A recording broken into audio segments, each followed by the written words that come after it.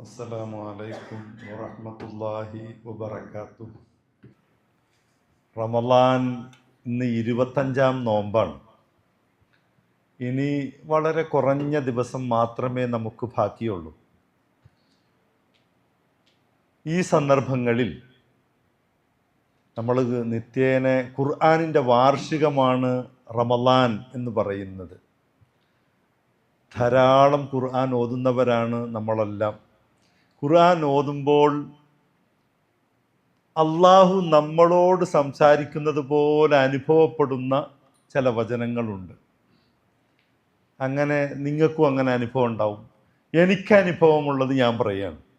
ഖുർആൻ ഇങ്ങനെ വായിക്കുമ്പോൾ ഇത് അയ്യൂബേ നിന്നോടാണ് എന്ന് പറയുന്ന പോലെ എനിക്ക് തോന്നുന്നു. അങ്ങനൊരു വചനം സൂറത്തു അറാഫിൽ ഇങ്ങനെ പറയുന്നുണ്ട്, യാ മുഹമ്മദ് ഒരു കഥ ചൊല്ലിക്കൊട്. മുഹമ്മദ് നബിനെ വിളിച്ചിട്ട് അള്ള പറയാണ്, യാ മുഹമ്മദ് സല്ലല്ലാഹു അലൈഹി വസല്ലം ഒരു കഥ ചൊല്ലിക്കൊട്, എന്നാൽ അവർ ചിന്തിച്ചേക്കാം. ഒരാളുടെ അനുഭവ കഥ പറയുകയാണ്.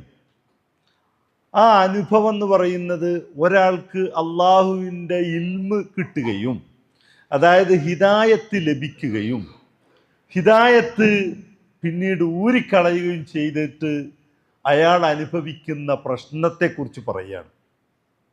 എന്നെക്കുറിച്ച് ഇവിടെ പറഞ്ഞു, 19 കൊല്ലക്കാലം നിരീശ്വരവാദ യുക്തിവാദ മണ്ഡലങ്ങളിലൂടെ സഞ്ചരിച്ച ഒരുത്തൻ. അതിന് മുൻപ് മതരംഗത്ത് സജീവമായി നിലനിന്നിരുന്ന ഒരാളായിരുന്നു ഞാൻ. പിന്നീട് 19 കൊല്ലക്കാലം അങ്ങനെ ജീവിച്ച ആളുമാണ്. എന്നോട് പറയും പോലെ തോന്നുന്നു ഇത്, വത്ലു അലൈഹിം നബഅല്ലദീ ആതൈനാഹു ആയാതിന. എൻ്റെ ആയാത്ത് ഒരാൾക്ക് ലഭിക്കുകയും അയാളെ കുറിച്ച് നീ ഒന്ന് വിവരിച്ചു കൊടുക്കണം. വത്ലു അലൈഹിം, നീ അവർക്ക് പറഞ്ഞു കൊടുക്ക്. നബഅല്ലദീ, ഒരുത്തന്റെ വൃത്താന്തം, ആതൈനാഹു, അയാൾക്ക് നാം നൽകി, ആയാത്തിന, നമ്മുടെ ദൃഷ്ടാന്തങ്ങൾ. ഫൻസലഖ മിൻഹ, അയാൾ ആ ആയത്ത് ദൃഷ്ടാന്തം ഊരിക്കളഞ്ഞു. ഫൻസലഖ്, ഈ പറയുന്ന ഈ വാക്ക് വരുന്നത് തന്നെ നമുക്ക് നോക്കിയാൽ പാമ്പ് അതിൻ്റെ പടം ഒഴിവാക്കുന്ന ഒരു രംഗമുണ്ട്. 2-3 ദിവസം എടുത്ത് വളരെ പ്രയാസപ്പെട്ടാണ് അത് കളയുക. ആ വാക്കാണ് ഇവിടെ ഉപയോഗിക്കുന്നത്. ഫൻസലഖ മിൻഹ, ആ ആയത്തുകൾ അയാൾ ഉപേക്ഷിച്ചു കളഞ്ഞു, ഊരിക്കളഞ്ഞു. അപ്പോൾ ഫഅത്ബഅഹു ശൈത്വാൻ, പിശാച്ച് അദ്ദേഹത്തെ പിന്നാലെ കൂടി. ഹിദായത്ത് കൊണ്ട് ഊരിക്കളഞ്ഞപ്പോൾ അത് തക്കം പാർത്തിരിക്കുന്ന ഈ പിശാച്ച് ഇയാളെ അങ്ങോട്ട് പിന്തുടർന്നു. ഫകാന മിനൽ ഗാവീൻ, അയാൾ അധർമ്മകാരികളിൽ പെട്ടുപോയി. വലൗ ശിഅ്നാ ലറഫഅനാഹു ബിഹാ, ഈ ആയത്ത് കൊണ്ട് നമ്മൾ ഉദ്ദേശിച്ചാൽ അയാളെ ഉയരത്തിലെത്തിക്കുമായിരുന്നു, ഉന്നതി നൽകുമായിരുന്നു. വലാകിന്നഹു അഖ്ലദ ഇലൽ അർദ്, പക്ഷേ അയാള് ഭൗതിക ജീവിതത്തിൻ്റെ ഈ നൈമിഷികതയിലേക്ക്, ഭൗതികതയിലേക്ക് ആണ്ടുപോവാണ് അദ്ദേഹം ചെയ്തത്. വത്തബഹവാ, അദ്ദേഹത്തിൻ്റെ ദേഹേച്ഛയെ, തന്നിഷ്ടത്തെ അയാൾ പിന്തുടർന്നു. ഇദ്ദേഹത്തിൻ്റെ ഉപമ ഫമസലുഹു കമസലിൽ കൽബ്, ഒരു പട്ടിയുടെ ഉപമ പോലെയാണ്. എന്താ പട്ടി? നമ്മളെ വീട്ടിൽ പട്ടിനെ നമ്മൾ പൊറ്റിയാൽ, പട്ടിയെ നമ്മൾ സ്നേഹിച്ചാലും അതിങ്ങനെ നാവ് തൂക്കിയിട്ടിട്ട് ഇങ്ങനെ വെള്ളം ഒലിപ്പിച്ചുകൊണ്ടിരിക്കും. പിണങ്ങിയിട്ട് ഒരു അടി കൊടുത്താലോ അപ്പോഴും അത് അങ്ങനെ തന്നെ ഇരിക്കും. അതെന്താ പോയി നാവ് തൂക്കിയിട്ട് കൊണ്ടിരിക്കുന്നത്? നിങ്ങളതിനെ ശാസിച്ചാലും സ്നേഹിച്ചാലും ഒരുപോലെയാണ്. ഈ മനുഷ്യന് ഹിദായത്ത് ലഭിച്ചപ്പോഴും ഹിദായത്ത് ഊരിക്കളഞ്ഞപ്പോഴും ഒരുപോലെ ആയിപ്പോയല്ലോ. ഓ, ഫമസലുഹു കമസലിൽ കൽബ് ഇൻ തഹ്മിൽ അലൈഹി യൽഹസ് ഔ തത്റുകുഹു യൽഹസ്. കാരണം പട്ടിക്ക് വിയർപ്പ് ഗന്ധിയില്ല. നമ്മൾ വിയർക്കുന്നത് പോലെ പട്ടി വിയർക്കാറില്ല. അതിൻ്റെ മൂക്കിൻ്റെ ഇവിടെ മാത്രമേ വിയർക്കൂ. അതുകൊണ്ടാണ് നാക്ക് തൂക്കിയിടുന്നത്. അത് എന്തുകൊണ്ട് എന്നുള്ളതല്ല, അതിൻ്റെ ഒരു പ്രകൃതം അങ്ങനെയാണ്. അതുപോലെയാണ് ഈ അള്ള പറയാണ്, സത്യത്തിൽ ഈ അള്ളാഹുവിൻ്റെ ഹിദായത്ത്, ഈ വെളിച്ചം കിട്ടിയിട്ട് അത് കളഞ്ഞവൻ പട്ടിയെ പോലെ എന്ന് പറഞ്ഞാൽ അൻത കൽബ് എന്ന് പറയും പോലെയാണ്.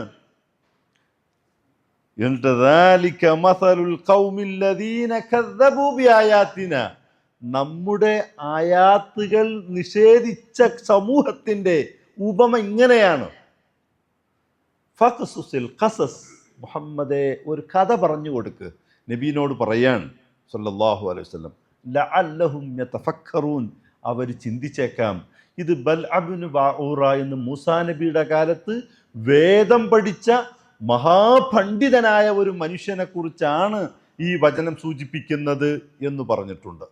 അതല്ല, നബിയുടെ കാലത്ത് നബിയുടെ പിന്നാലെ നടന്നിരുന്ന ഒരു കവി ഉണ്ടായിരുന്നു. നല്ല ബുദ്ധിജീവിയാണ്, ഇസ്ലാമിന് വേണ്ടി നിലകൊണ്ട ആളാണ്.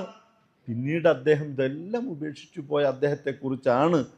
ആരെക്കുറിച്ചായാലും ഖുർആനിൽ ഒരു സബബുൻ നുസൂല് ഇന്ന ആളെക്കുറിച്ച് വന്നതാണെന്ന് പറഞ്ഞാൽ അൽ ഇബ്റത്തു ബിഉമൂമിൽ ലഫ് ലാ ബിഖുസൂസി സബബ്, അത് അയാൾക്ക് മാത്രം ബാധകമല്ല, ഈ സ്വഭാവമുള്ള എല്ലാവർക്കും അത് ബാധകമാണ്. മസലൽ ഖൗമിൽ ലദീന കദ്ദബൂ ബിആയാതിനാ വഅൻഫുസഹും കാനൂ യളിമൂൻ മൻ യഹ്ദില്ലാഹു ഫഹുവൽ മുഹ്തദ് വമൻ യുളിൽ ഫഉലൈക ഹുമുൽ ഖാസിറൂൻ. എന്തേ ഇയാൾക്ക് പറ്റിയത്? ഈ ഹിദായത്ത് എന്ന് പറയുന്നത് അള്ളാഹുവിൻ്റെ ദാനമാണ്. ഹിദായത്ത് രണ്ടെണ്ണമുണ്ട്: ഹിദായത്തുൽ ഇർഷാദ്, ഹിദായത്തുൽ ബയാൻ. അത് എല്ലാവർക്കും സാധിക്കും. പ്രവാചകന്റെ പേര് തന്നെ ഹാദി, ഗൈഡൻസ്. ഒരു ഗൈഡ് കൊടുക്കുന്ന ഒരാളാണ്, ഒരു മുർഷിദാണ്, ഒരു ബയാൻ ചെയ്തു കൊടുക്കുന്ന ആളാണ്. അമ്പിയാക്കൾ എല്ലാവരും അത് ചെയ്തവരാണ്. അവരുടെ അനന്തരമെടുത്ത മീറാസ് എടുത്ത പണ്ഡിതന്മാരും ഈ ദൗത്യം ചെയ്യുന്നവരാണ്. അത് എല്ലാവർക്കും ചെയ്യേണ്ട സംഗതിയുമാണ്. ഹിദായത്തുൽ ബയാൻ, ഹിദായത്തുൽ ഇർഷാദ്. മറ്റൊന്ന് ഹിദായത്തു തൗഫീഖ്. അത് പറയുന്നതിന് മുമ്പ് ഇപ്പം ഇന്ന് നമസ്കരിച്ചപ്പോൾ ഇഹ്ദിനസ് സിറാത്തുൽ മുസ്തഖീം, മുസ്തഖീമായ വഴിയിൽ നീ ഞങ്ങളെ ചേർക്കണമേ, ഹിദായത്ത് നൽകണേ എന്നർത്ഥം. ഓൾറെഡി നമ്മളൊക്കെ മുസ്ലിങ്ങളല്ലേ, പിന്നെ വീണ്ടും വീണ്ടും ഹിദായത്ത് വേണേ തരണേ എന്ന് പറയേണ്ട കാര്യം എന്താ? ഒരു അമുസ്ലിമായ ഒരാൾ എനിക്ക് ഹിദായത്ത് തരണേ എന്ന് പറഞ്ഞാൽ അതിൽ അർത്ഥമുണ്ട്. മുസ്ലിമായ മുത്തക്കിയായ മുഹ്സിനായ മനുഷ്യൻ വന്നിട്ട് ഇഹ്ദിനസ് സിറാത്തുൽ മുസ്തഖീം, ഞങ്ങളെ നീ ഹിദായത്ത് തരണേ എന്ന് പറഞ്ഞാൽ അപ്പൊ ഇതുവരെ ഹിദായത്തിലല്ലേ ഉള്ളത്? പിന്നെ എന്താ ഈ ചോദിക്കുന്നതിന്റെ അർത്ഥം? ആ ചോദിക്കുന്നതിന്റെ അർത്ഥമാണ് ഹിദായത്തു തൗഫീഖാണ് ആ ചോദിക്കുന്നത്. ഹിദായത്തു തൗഫീഖ് അത് അമ്പിയാക്കൾക്ക് പോലും കൊടുക്കാൻ കഴിയില്ല. അള്ളാഹ് ഉദ്ദേശിച്ചവരാക്കി അത് കൊടുക്കാൻ കഴിയുള്ളൂ. നബിനോട് അള്ളാഹ് പറഞ്ഞു, ഇന്നക തഹ്ദീ മൻ അഹ്ബബ്ത. നബിന്റെ മൂത്താപ്പൊന്ന് മുസ്ലിം ആയിരുന്നെങ്കിൽ എന്ന് ആഗ്രഹിച്ച സമയത്ത് പറയാണ്, താങ്കൾ ഇഷ്ടപ്പെടുന്ന ആളുകളെ ഹിദായത്തിലേക്കാക്കാനൊന്നും കഴിയില്ല. അള്ളാഹ് ഉദ്ദേശിച്ചാൽ അള്ളാഹ് ഹിദായത്ത് നൽകും. താങ്കൾ ഉദ്ദേശമുണ്ട്. ആ ഹിദായത്ത് തൗഫീക്ക് നബിമാർക്കോ അല്ലെങ്കിൽ നമ്മുടെ പണ്ഡിതന്മാർക്കോ ആരെയും ഈ ഹിദായത്ത് തൗഫീക്ക് കൊടുക്കാൻ കഴിയില്ല. പറഞ്ഞു കൊടുക്കാൻ പറ്റും, ഹിദായത്തുൽ ബയാൻ ചെയ്തു കൊടുക്കാൻ പറ്റും. ഹിദായത്ത് തൗഫീഖ് അള്ളാഹുവിൻ്റെ ദാനമാണ്, അവൻ്റെ ഓശാരമാണ്. അവൻ തന്നെങ്കിലേ നമുക്ക് കിട്ടൂ. ഈ മനുഷ്യൻ അള്ളാഹുവിൻ്റെ ഇൽമുണ്ട്. ഈ ആയത്തിൽ പറയുന്ന മനുഷ്യന് ഖുർആൻ അറിയാം, ഹദീസുകൾ അറിയാം, എല്ലാം അറിയാം. എന്നിട്ട് എന്തുകൊണ്ട് പോയി? ഹിദായത്ത് തൗഫീഖ് അള്ളാഹ് നൽകേണ്ട സാധനമാണ്, അതങ്ങനെ കിട്ടുന്ന കാര്യമല്ല.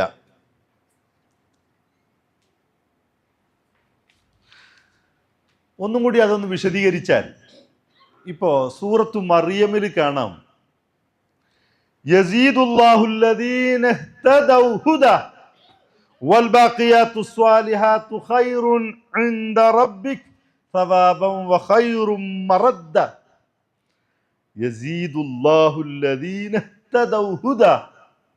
അല്ലാഹു ഹുദ വർദ്ധിപ്പിക്കും. ഹിദായത്ത് എന്ന വാക്ക് ഖുർആനിൽ ഇല്ല, പക്ഷെ നമ്മളത് മനസ്സിലാക്കാൻ വേണ്ടിയാ ഹിദായത്ത് എന്ന് പറയുന്നത്. ഹുദ വർദ്ധിപ്പിക്കും. ആർക്ക്? ഇഹ്തദൗ അല്ലദീന ഇഹ്തദൗ, ഹിദായത്ത് ലഭിച്ചവർക്ക് അള്ളാഹുവിന്റെ ഹുദ വർദ്ധിപ്പിച്ചു കൊടുക്കും. ആദ്യമേ ഹിദായത്ത് കിട്ടിയ ഒരാൾക്ക് പിന്നെ ഹിദായത്ത് അപേക്ഷിച്ചിട്ട് കാര്യമുള്ളൂ, അല്ലാത്തവർക്ക് കാര്യമില്ല. യസീദുല്ലാഹുല്ലദീന ഇഹ്തദൗ ഹുദ, ഹുദ വർദ്ധിപ്പിക്കുമാർക്ക്, അല്ലദീന ഇഹ്തദൗ ഹിദായത്ത് ലഭിച്ചവർക്ക്. വൽബാഖിയാത്തു സ്വാലിഹാത്ത് ഖൈറുൻ ഇൻദ റബ്ബിക സവാബൻ വഖൈറുൻ മറദ്ദ. സൂറത്ത് യൂനുസിലേക്ക് വന്നാൽ ഇങ്ങനൊന്നുണ്ട്. ഇന്നല്ലദീന ആമനു, വിശ്വാസികൾ, വഅമിലുസ് സ്വാലിഹാത്ത്, സുകൃതം ചെയ്തവർ, യഹ്ദീഹിം റബ്ബുഹും ബിഈമാനിഹിം, ഈമാൻ ഉൾക്കൊണ്ടവർക്കാണ് ഹിദായത്ത് കിട്ടുക. യഹ്ദീഹിം റബ്ബുഹും ബിഈമാനിഹിം, ഷഹാദത്ത് കലിമ ചൊല്ലിയോണ്ടാണ് ഹിദായത്ത് കിട്ടൂല. ആദ്യമേ ഈമാൻ ഉൾക്കൊണ്ടോ അവർക്കേ ഹിദായത്തുള്ളൂ. ഈമാൻ ഇല്ലാതെ ഒരാൾക്ക് ഹിദായത്ത് കിട്ടില്ല എന്നർത്ഥം. ഈ ഹിദായത്തൊക്കെ ഹിദായത്തു തൗഫീഖാണ്. നമ്മൾ അയാൾ ആലിമാണ്, പണ്ഡിതനാണ് എന്നൊന്നും പറഞ്ഞിട്ട് കാര്യമില്ല, അതൊന്നും കിട്ടിക്കൊള്ളുന്നില്ല.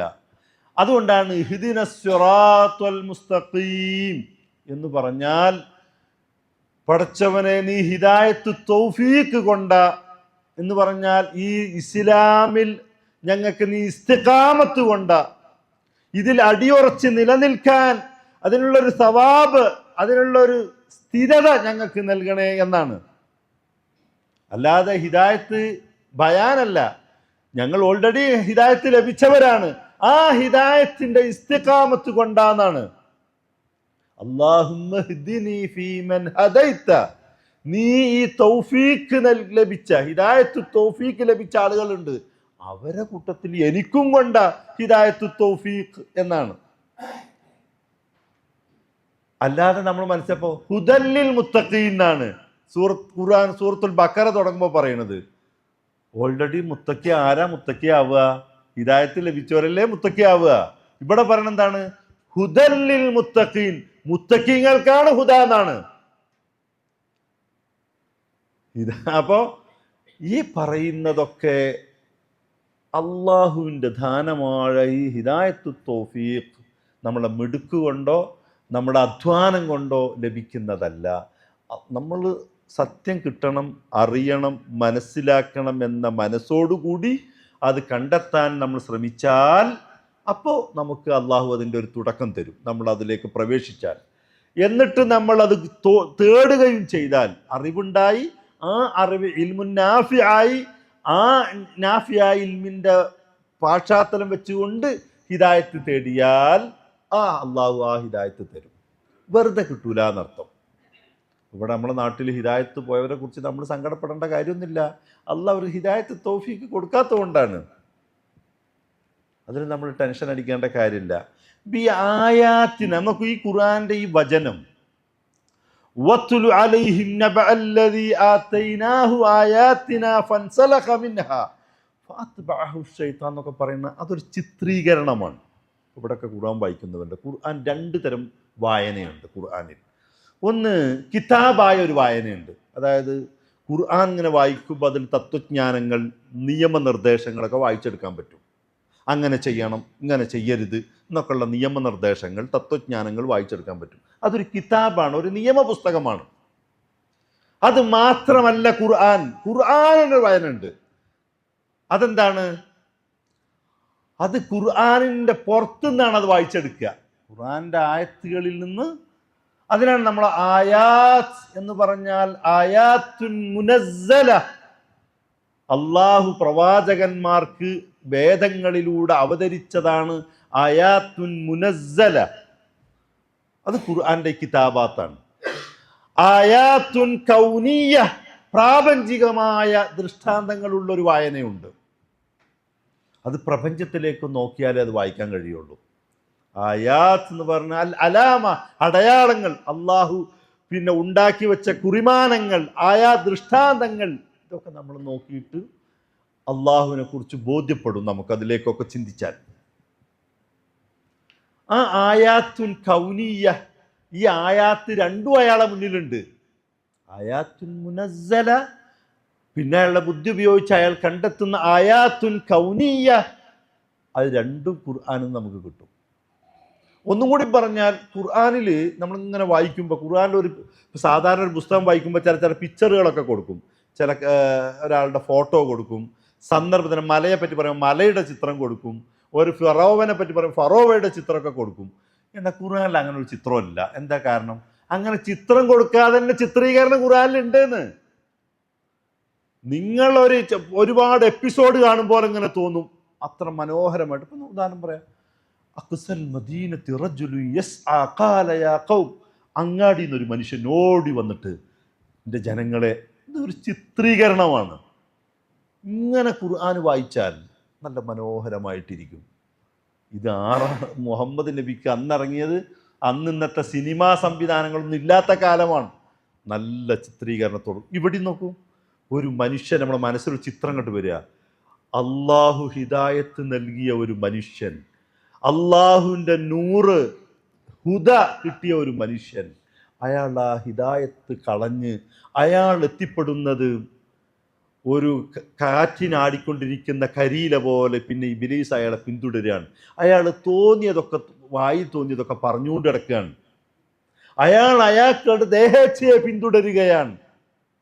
ഈ മനുഷ്യൻ, അയാളെ തൊള്ളയിൽ വരുന്ന വാക്കുകൾ, അയാളുടെ പ്രവർത്തികൾ, നിങ്ങളൊന്ന് ആലോചിച്ച് നോക്കൂ. അതൊരു നമ്മുടെ മനസ്സിൽ തന്നെ ആ ചിത്രം ഇട്ട് വരികയാണ്. ആ ഒരു രംഗമാണ് പടച്ചോൻ ഈ ചിത്രം അല്ലെങ്കിൽ ഈ ഒരു എപ്പിസോഡ് എന്നോട് പറയും പോലെ എനിക്ക് തോന്നിയത്. വേറൊന്നും എനിക്കതിൽ പറയാനില്ല. നമ്മൾ അള്ളാഹു ഇത് പടച്ചോനത് എന്നോട് പറയാണോ എന്ന് എനിക്ക് തോന്നുക. അങ്ങനെ നിങ്ങൾക്കും തോന്നും ഓരോരോ സന്ദർഭങ്ങളിൽ. അങ്ങനെ നമ്മൾ ഖുർആൻ നമ്മളെ സ്വാധീനിക്കേണ്ടതുണ്ട്. അപ്പോഴാണ് നമ്മൾ അങ്ങനെ ഒരാൾ അള്ളാഹുലേക്ക് എത്തിപ്പെട്ടാൽ, നമ്മളിങ്ങനെ പ്രാപഞ്ചികമായ ദൃഷ്ടാന്തങ്ങൾ നമ്മൾ നോക്കും. അന്ന് നമ്മളെ ചിന്തകൾ പോയില്ല. അന്ന് ഞാൻ ഖുർആനൊക്കെ ഓതിയുന്ന ഒരാൾ തന്നെയാണ്. ഖുർആൻ ഓതുകയും വിമർശിക്കുകയും ഒക്കെ ചെയ്ത ആളാണ്. പക്ഷെ അന്ന് കാണാത്ത ചില കാഴ്ചകൾ ഇപ്പൊ ഖുർആൻ വായിക്കുമ്പോൾ കാണുകയാണ്. അന്നും എൻ്റെ കയ്യിൽ ഖുർആൻ ഉണ്ടല്ലോ, ഞാൻ ഖുർആൻ വായിച്ചിട്ടുണ്ട്, ഖുർആൻ വെച്ച് സംവാദം നടത്തിയിട്ടുണ്ട്. ഇപ്പം അത് തോന്നുമ്പോൾ, അന്ന് ഇരുളിൽ നിന്ന് എനിക്ക് വെളിച്ചത്തിലേക്ക് വരാൻ ഒരുപാട് സമയമെടുത്തു. വെളിച്ചം കാണുന്നില്ല, വെളിച്ചം വേണമല്ലോ. ഈ വെളിച്ചം ഇപ്പം നോക്കുമ്പോൾ കിട്ടുകയാണ്. അവിടെയാണ് നമ്മൾ ഇങ്ങനെ ഒരാൾ ഹിദായത്ത് നോക്കൂ. നമ്മൾ ഈ പ്രപഞ്ചത്തിലേക്ക് വീക്ഷിച്ചാൽ, ആയാത്തുൽ കൗനിയ, ബിമാ അറഫ്ത റബ്ബക്, നിങ്ങൾ അള്ളാഹുവിനെ എങ്ങനെയാണ് മനസ്സിലാക്കിയത്?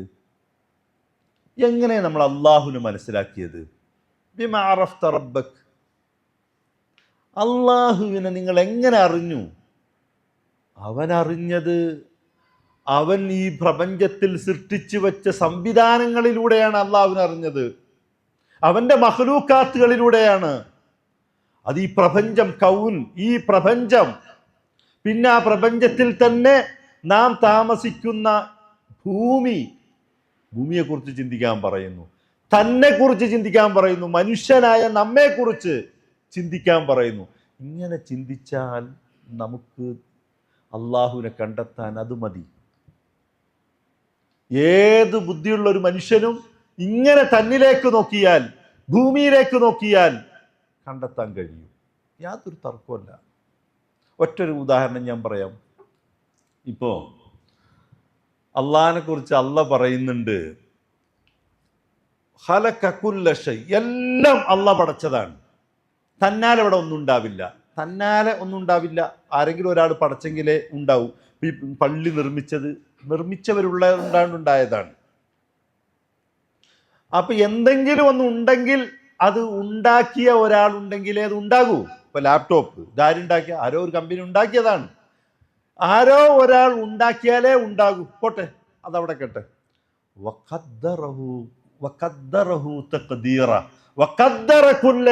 എന്നൊക്കെ പറഞ്ഞ അള്ളാഹിനെ പറ്റി പറയുന്നുണ്ട്. അള്ളാഹിനെ പറ്റി മുഖ്തദിർ എന്ന്, അന്നൊരു കണക്കനാണെന്നാണ് ആ പറഞ്ഞതിൻ്റെ നേരെ അർത്ഥം. അതെന്താ? ഈ പ്രപഞ്ചത്തിലേക്ക് ഇങ്ങനെ നിങ്ങൾ കണ്ണു നട്ടു നോക്കൂ, ഇതെല്ലാം ഒരു മാത്തമെറ്റിക്സ് ആണെന്ന് തോന്നും. എല്ലാം കണക്കില്ലാതെ. ഒരു ടൈലർക്ക് കയ്യിൽ നിങ്ങളൊരു പാൻറ്റും ഷർട്ടും അടിക്കാൻ കൊടുത്താൽ അയാൾ അളവില്ലാതെ അടിച്ചാൽ നിങ്ങൾക്ക് ഇടാൻ കഴിയുമോ? പാവാട പോലെയാവും അളവില്ലാതെ അടിച്ചാൽ, കണ്ണും മുട്ടി അടിച്ചാൽ. ഒരു വീട് വെക്കുന്ന ഒരു ആശാരി ഒരു മരം ഫിറ്റ് ചെയ്യണം, ഒരു വാതിൽ വെട്ടാൻ അളവില്ലാതെ ചെയ്താൽ, ഒരു എഞ്ചിനീയർ ഒരു പ്ലാൻ ഇല്ലാതെ ചെയ്താൽ, കണക്കില്ലാത്ത ഏതെങ്കിലും കാര്യമുണ്ടോ ദുനിയാവിൽ? ഒരു കാര്യവും കണക്കില്ലാത്തില്ല. ഭാഷ, നമ്മൾ സംസാരിക്കുന്ന ഭാഷ പോലും കണക്കിലാണ്. ഇപ്പൊ അറബി പഠിച്ചവർക്കൊക്കെ അറിയാം, സുലാസി, റുബായി, ഹുമാസി, സുദാസി ഇങ്ങനെ ഒത്തുവരണം എന്നാണ്. ഭാഷ പോലും ഗണിതമാണ്. ഗണിതമില്ലാതെ ഒന്നും ഈ പ്രപഞ്ചത്തിലില്ല. നാം താമസിക്കുന്ന ഭൂമി കാലാവസ്ഥ വ്യതിയാനം വരുന്നു. എങ്ങനെ വരുന്നതാ? അത് ഇത്ര ഡിഗ്രി ചെരിഞ്ഞു നിൽക്കുന്നത് കൊണ്ട് കാലാവസ്ഥ വ്യതിയാനം. അപ്പോൾ ആ 23.5 ഡിഗ്രി എന്ന് പറഞ്ഞൊരു കണക്ക് വേണം. സൂര്യനിൽ നിന്ന് ഭൂമി ഇത്ര അകലം വന്നാൽ ഇങ്ങനെ, ആ അകലം അങ്ങോട്ടോ ഇങ്ങോട്ടോ വ്യത്യാസം വന്നാൽ, അങ്ങോട്ട് പോയാൽ ചുട്ടിട്ട് ഇവിടെ താമസിക്കാൻ കഴിയില്ല, മനുഷ്യൻ ഉരുകിപ്പോവും. അങ്ങോട്ട് ഒരുപാട് അകലം പോയാലോ ഇവിടെ ഐസ് കട്ട പോലെയാവും, മനുഷ്യന് വളരെ പ്രയാസമാവും. എല്ലാം ഒരു കണക്കാണ്. നിങ്ങൾ ഏതൊരു സംഗതി എടുത്ത് നോക്കൂ. എന്തിനേറെ നമ്മുടെ ഈ കണ്ണിൻ്റെ ഈ പിലികം എത്രയാണ് വളരേണ്ടത്, അതിനൊരു കണക്കുണ്ട്. അങ്ങനെ തലമുടി വളരുന്നത് പോലെ അത് വളരുന്നില്ല. എന്തേ വളരാത്തെ? അതിനൊരു തെങ്ങ് ഇത്ര വളരണം, ഒരു ഉറുമ്പ് ഇത്രേ വരാവൂ, ആന ഇങ്ങനെ വരാവൂ. ഓരോന്നിനും ഓരോ കണക്ക്. ആരാ ഇത്? ഈ കണക്ക് എന്ന് മാത്രം എടുക്കുക, വേറെ ഒന്നും എടുക്കണ്ട. കണക്ക് ഒരു എഞ്ചിന് ഒരു പ്ലാൻ വരയ്ക്കുന്ന ഒരാൾ, അല്ലെങ്കിൽ ഒരു ഇങ്ങനെ ചിത്രം വരയ്ക്കണം, എന്തിനും കണക്ക് വേണം. കേവലം യാദൃശികതയിൽ നിന്നുണ്ടാവില്ല. തന്നാലെ ഒരു സാധനം. ഇപ്പൊ ഒരു കുട്ടിൻ്റെ കയ്യിൽ നിന്ന് പിന്നെ വാപ്പാക്ക് വെള്ളം കൊണ്ടുവരികയാണ് ഒരു കുഞ്ഞുകുട്ടി, ഒരു 10 വയസ്സായ ഒരു പയ്യൻ ഇങ്ങനെ അടുക്കളയിൽ നിന്ന് വെള്ളം വാങ്ങിയിട്ട് ഇങ്ങനെ വരുമ്പോൾ ക്ലാസ് അങ്ങോട്ട് അറിയാതെ വീടാണ് പൊട്ടി, എന്ന് പറഞ്ഞാൽ പൊട്ടി 4 ഭാഗത്തും ചില്ലങ്ങോട്ട് തെറിച്ചു പോയി. ഇത് യാദൃശികതയിൽ സംഭവം, അറിയാണ്ട് കുട്ടിൻ്റെ കയ്യിൽ നിന്ന് വീണുപോയതാണ്. അത് ചില്ലുകളൊക്കെ കൂടി നിങ്ങൾ ഒരുമിച്ച് കൂടിയിട്ട് ഒരു ബൊമ്മ പോലെയാകുമോ, അല്ലെങ്കിൽ ഒരു ബോളാകുമോ, അല്ലെങ്കിൽ വേറെന്തെങ്കിലും ശില്പമായി തീരുമോ? ഇല്ല. കാരണം അതറിയാതെ പിന്നെ. മറ്റേത് ആസൂത്രണവും പ്ലാനിങ്ങും കൃത്യമായി ഉണ്ടാകുന്നിടത്തേക്ക് കണക്കുണ്ടാവൂ, അല്ലേ? എന്തൊരു സംഗതിക്കും അതിനില്ല. ഇപ്പം നമ്മൾ വീട് വെക്കുകയാണ്, ആദ്യം തന്നെ വീടൊക്കെ നിരപ്പാക്കി നമ്മൾ എഞ്ചിനീയറുടെ അതൊന്ന് അടക്കാൻ പറഞ്ഞ് പ്ലാൻ വരച്ച്, അതൊക്കെ പ്ലാനിങ് ആണ്. എന്തിനും ഈ പ്രപഞ്ചം ഇത്രയും ഗണിതമായി സഞ്ചരിക്കുന്നുവെങ്കിൽ ഒരു പ്ലാനിങ് ഇല്ലാതെ തന്നാലെ അത് സംഭവിക്കില്ല. ബിഗ് ബാങ് തിയറിയിലൂടെയാണ് ഇതുണ്ടായി എന്ന് നോക്കുക, അല്ലെങ്കിൽ സ്ട്രിങ് തിയറിയാണെന്ന് നോക്കുക, ഏത് തിയറികൾ പറഞ്ഞു നോക്കൂ.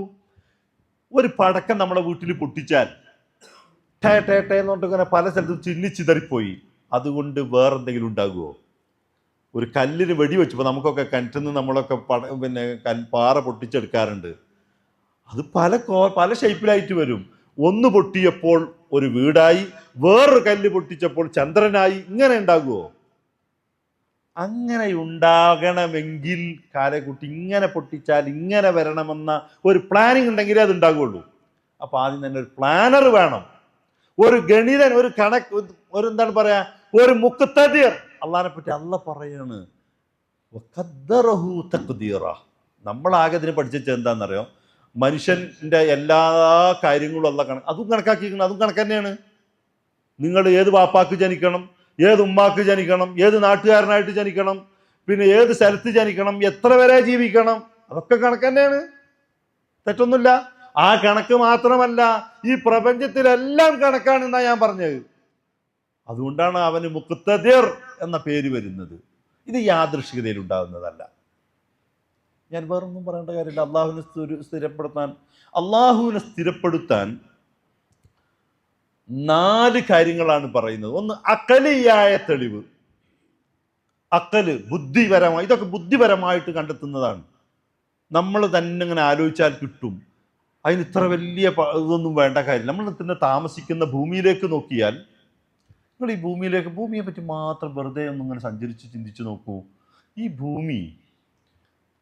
ഭൂമിയിൽ ഇപ്പം നിങ്ങൾ ഈ തിരൂരിന്ന് ഇതുവരെയുള്ള ഒരു സ്ഥലം, ഈ ഭൂമി ഒന്നും വിഴുങ്ങുന്നില്ല എന്ന് കൂട്ടുക.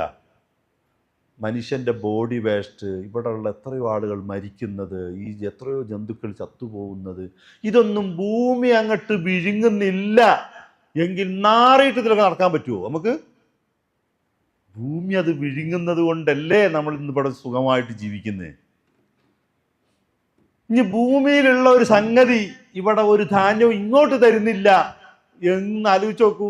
ഒന്നും മുള പൊട്ടൂല, ഒരു കൃഷി ഉണ്ടാവില്ല, ഒന്നും തരൂലെങ്കിൽ ഇവിടെ ജീവിക്കാൻ പറ്റുമോ നമുക്ക്? ഇതൊക്കെ എങ്ങനെ സംഭവിക്കുന്നു? ഇപ്പം നമുക്കറിയാം, ഇപ്പം ഞങ്ങളെ ഭാഗത്തൊക്കെ കിണർ കുത്തിയാലേ ഒരു 25 കോലൊക്കെ താഴ്ചയിലുണ്ടാവും കിണർ. ഇങ്ങനെ നോക്കിയാൽ ഇരുട്ടേക്കാരം. ഇങ്ങനെ കുത്തി ഇങ്ങനെ തായോട്ട് പോകുമ്പോൾ കാണാം അവിടുന്ന് ഒരു പ്രത്യേക തവള കെട്ടി ചാടുന്ന കാണാം. ഒരു തവള കാണാം അവിടുന്ന്. ഇതെങ്ങനെയാ അവിടെ വന്ന്? ഇപ്പൊ നമ്മൾ ഹിമാലയത്തിലേക്ക് പോയവർ പറഞ്ഞേക്കാം, ഇങ്ങനെ മേപ്പോട്ട് കയറി പോയാലേ അവിടെ ചെന്ന മൈനസാണ്. പകുതി എത്തിയാൽ തന്നെ അവിടെ മേലെത്തുമ്പോൾ കാണാം അവിടെ ഒരു കുഴിയിൽ ചൂടുവെള്ളം കാണാം. ഇത് പാരപ്പം അവിടെ ചൂടുവെള്ളം കാച്ചിണ്ടാക്കിയത്, അവിടെ ഗ്യാസൊന്നും ഇല്ലല്ലോ. എങ്ങനെ അവിടെ ചൂടുവെള്ളം വന്ന്? ഇങ്ങനെ നമ്മൾ ആലോചിച്ച് നോക്കൂ.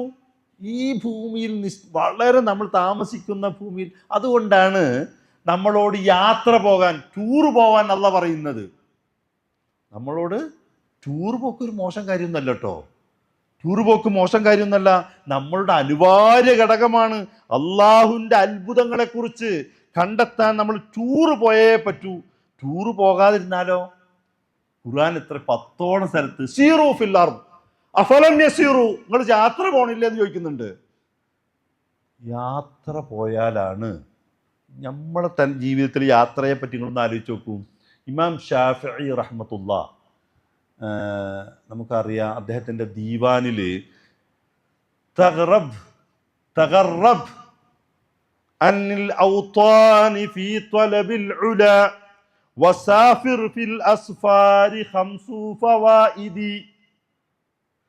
മനുഷ്യ, നീ ഒന്ന് യാത്ര പോടോ.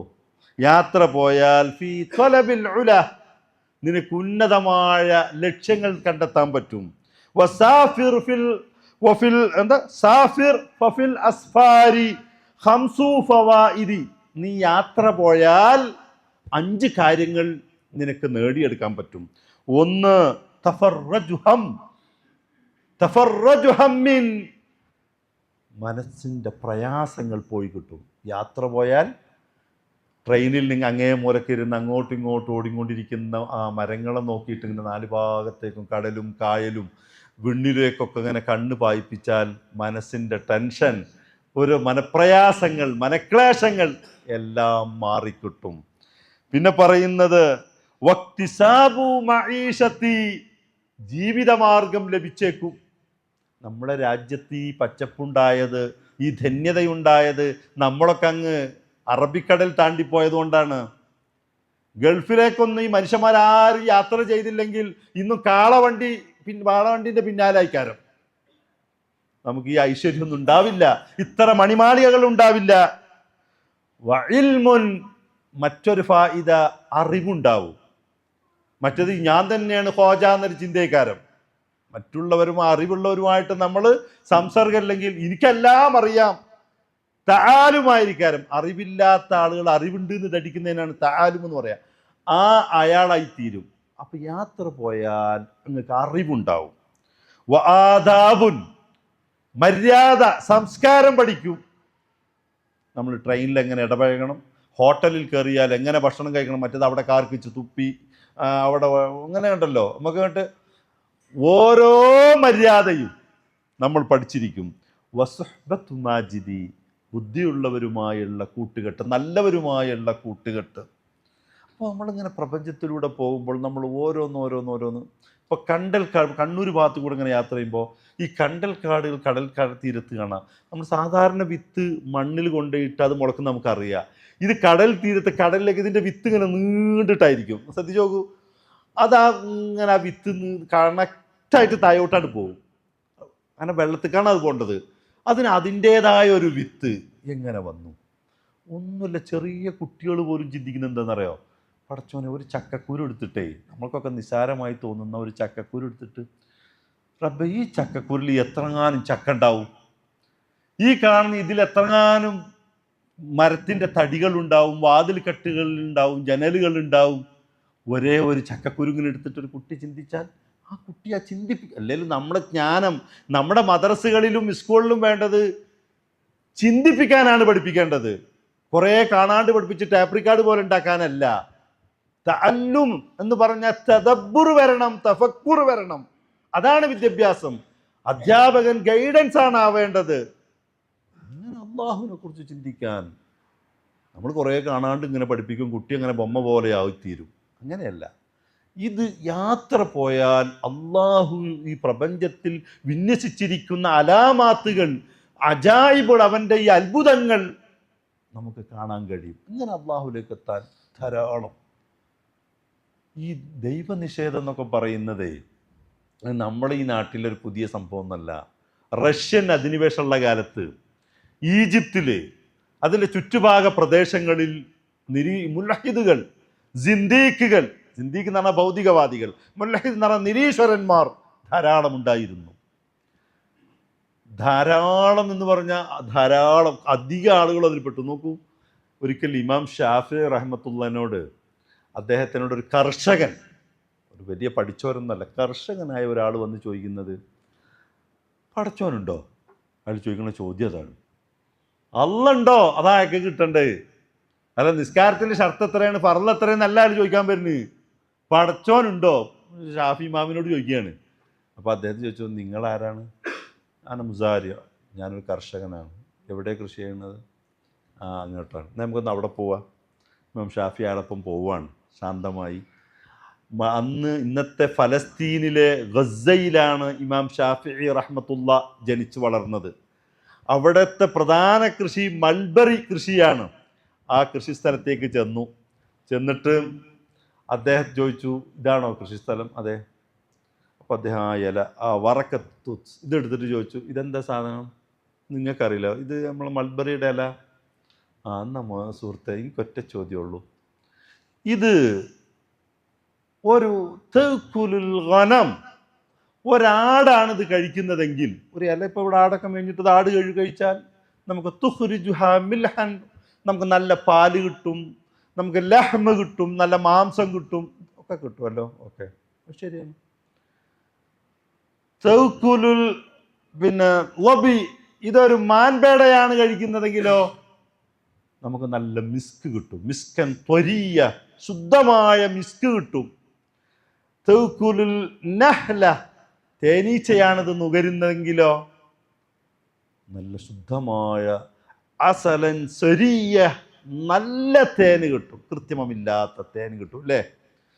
തഅ്കുലു ദൂദുൽ ഖസ്, ഒരു പുഴുവാണ് ഈ ഇല തിന്നുന്നതെങ്കിലോ നല്ല പട്ടുനൂല് കിട്ടും, പട്ട് കിട്ടും അല്ലേ. മാദ്ദ വാഹിദ, ഒരേ ഒരു ഇല, ഒരേ ഒരു രുചി, ഒരേ ഒരു മണം, 4 ആളുകൾ കഴിച്ചപ്പോൾ മുഖ്തലിഫ് അൽവാൻ, വ്യത്യസ്തമായ 4 സംഭവങ്ങൾ ഉണ്ടായി വരുന്നു. അയാൾ അദ്ദേഹത്തോട് ചോദിക്കുന്നു, അദ്ദേഹം നിങ്ങൾ ബിഗ് ബാങ് തിയറി പറഞ്ഞിട്ടൊന്നും കാര്യമില്ല, അയാൾ കർഷകനാണ്. അയാളോട് ചോദിക്കുന്നത്, ഇത് തന്നാലെ ഉണ്ടാകുമോ? ഈ കാര്യം തന്നാലെ ഉണ്ടാകുമോ? നീ പറയണം. ഒരു ഇല കഴിച്ചിട്ട് ഇങ്ങനെ ഇപ്പം നമ്മളെ മുന്നിൽ കാണുകയാണ്, തേനീച്ച വന്ന് ഇരിക്കുന്നത് നമ്മൾ കാണുന്നു, ആട് വന്ന് കടിക്കുന്നത് കാണുന്നു. ഇങ്ങനെയൊക്കെ കഴിച്ചിട്ട് ഇങ്ങനെ വ്യത്യസ്തമായ സംഭവം ഉണ്ടാകുന്നത് എങ്ങനെ? നീ ഒന്ന് ചിന്തിച്ചു നോക്കണം. അയാൾ പതുക്കെ ചിന്തിപ്പിച്ച് അയാൾക്ക് ദൈവബോധമുണ്ടാക്കി അള്ളാഹു സൃഷ്ടിച്ച് സംവിധാനിച്ച് വെച്ച പ്രപഞ്ചത്തെക്കുറിച്ച് മനസ്സിലാക്കാൻ ഒരു ഏണി വെച്ചു കൊടുക്കുകയാണ്. അദ്ദേഹത്തിൻ്റെ ഇമാം ഷാഫിയിനേക്കാളും 14 വയസ്സ് കുറവാണ് Ahmad bin Hanbal Ash-Shaybani. Rafah അതിർത്തി അങ്ങ് കടന്നാൽ ഈജിപ്താണ്.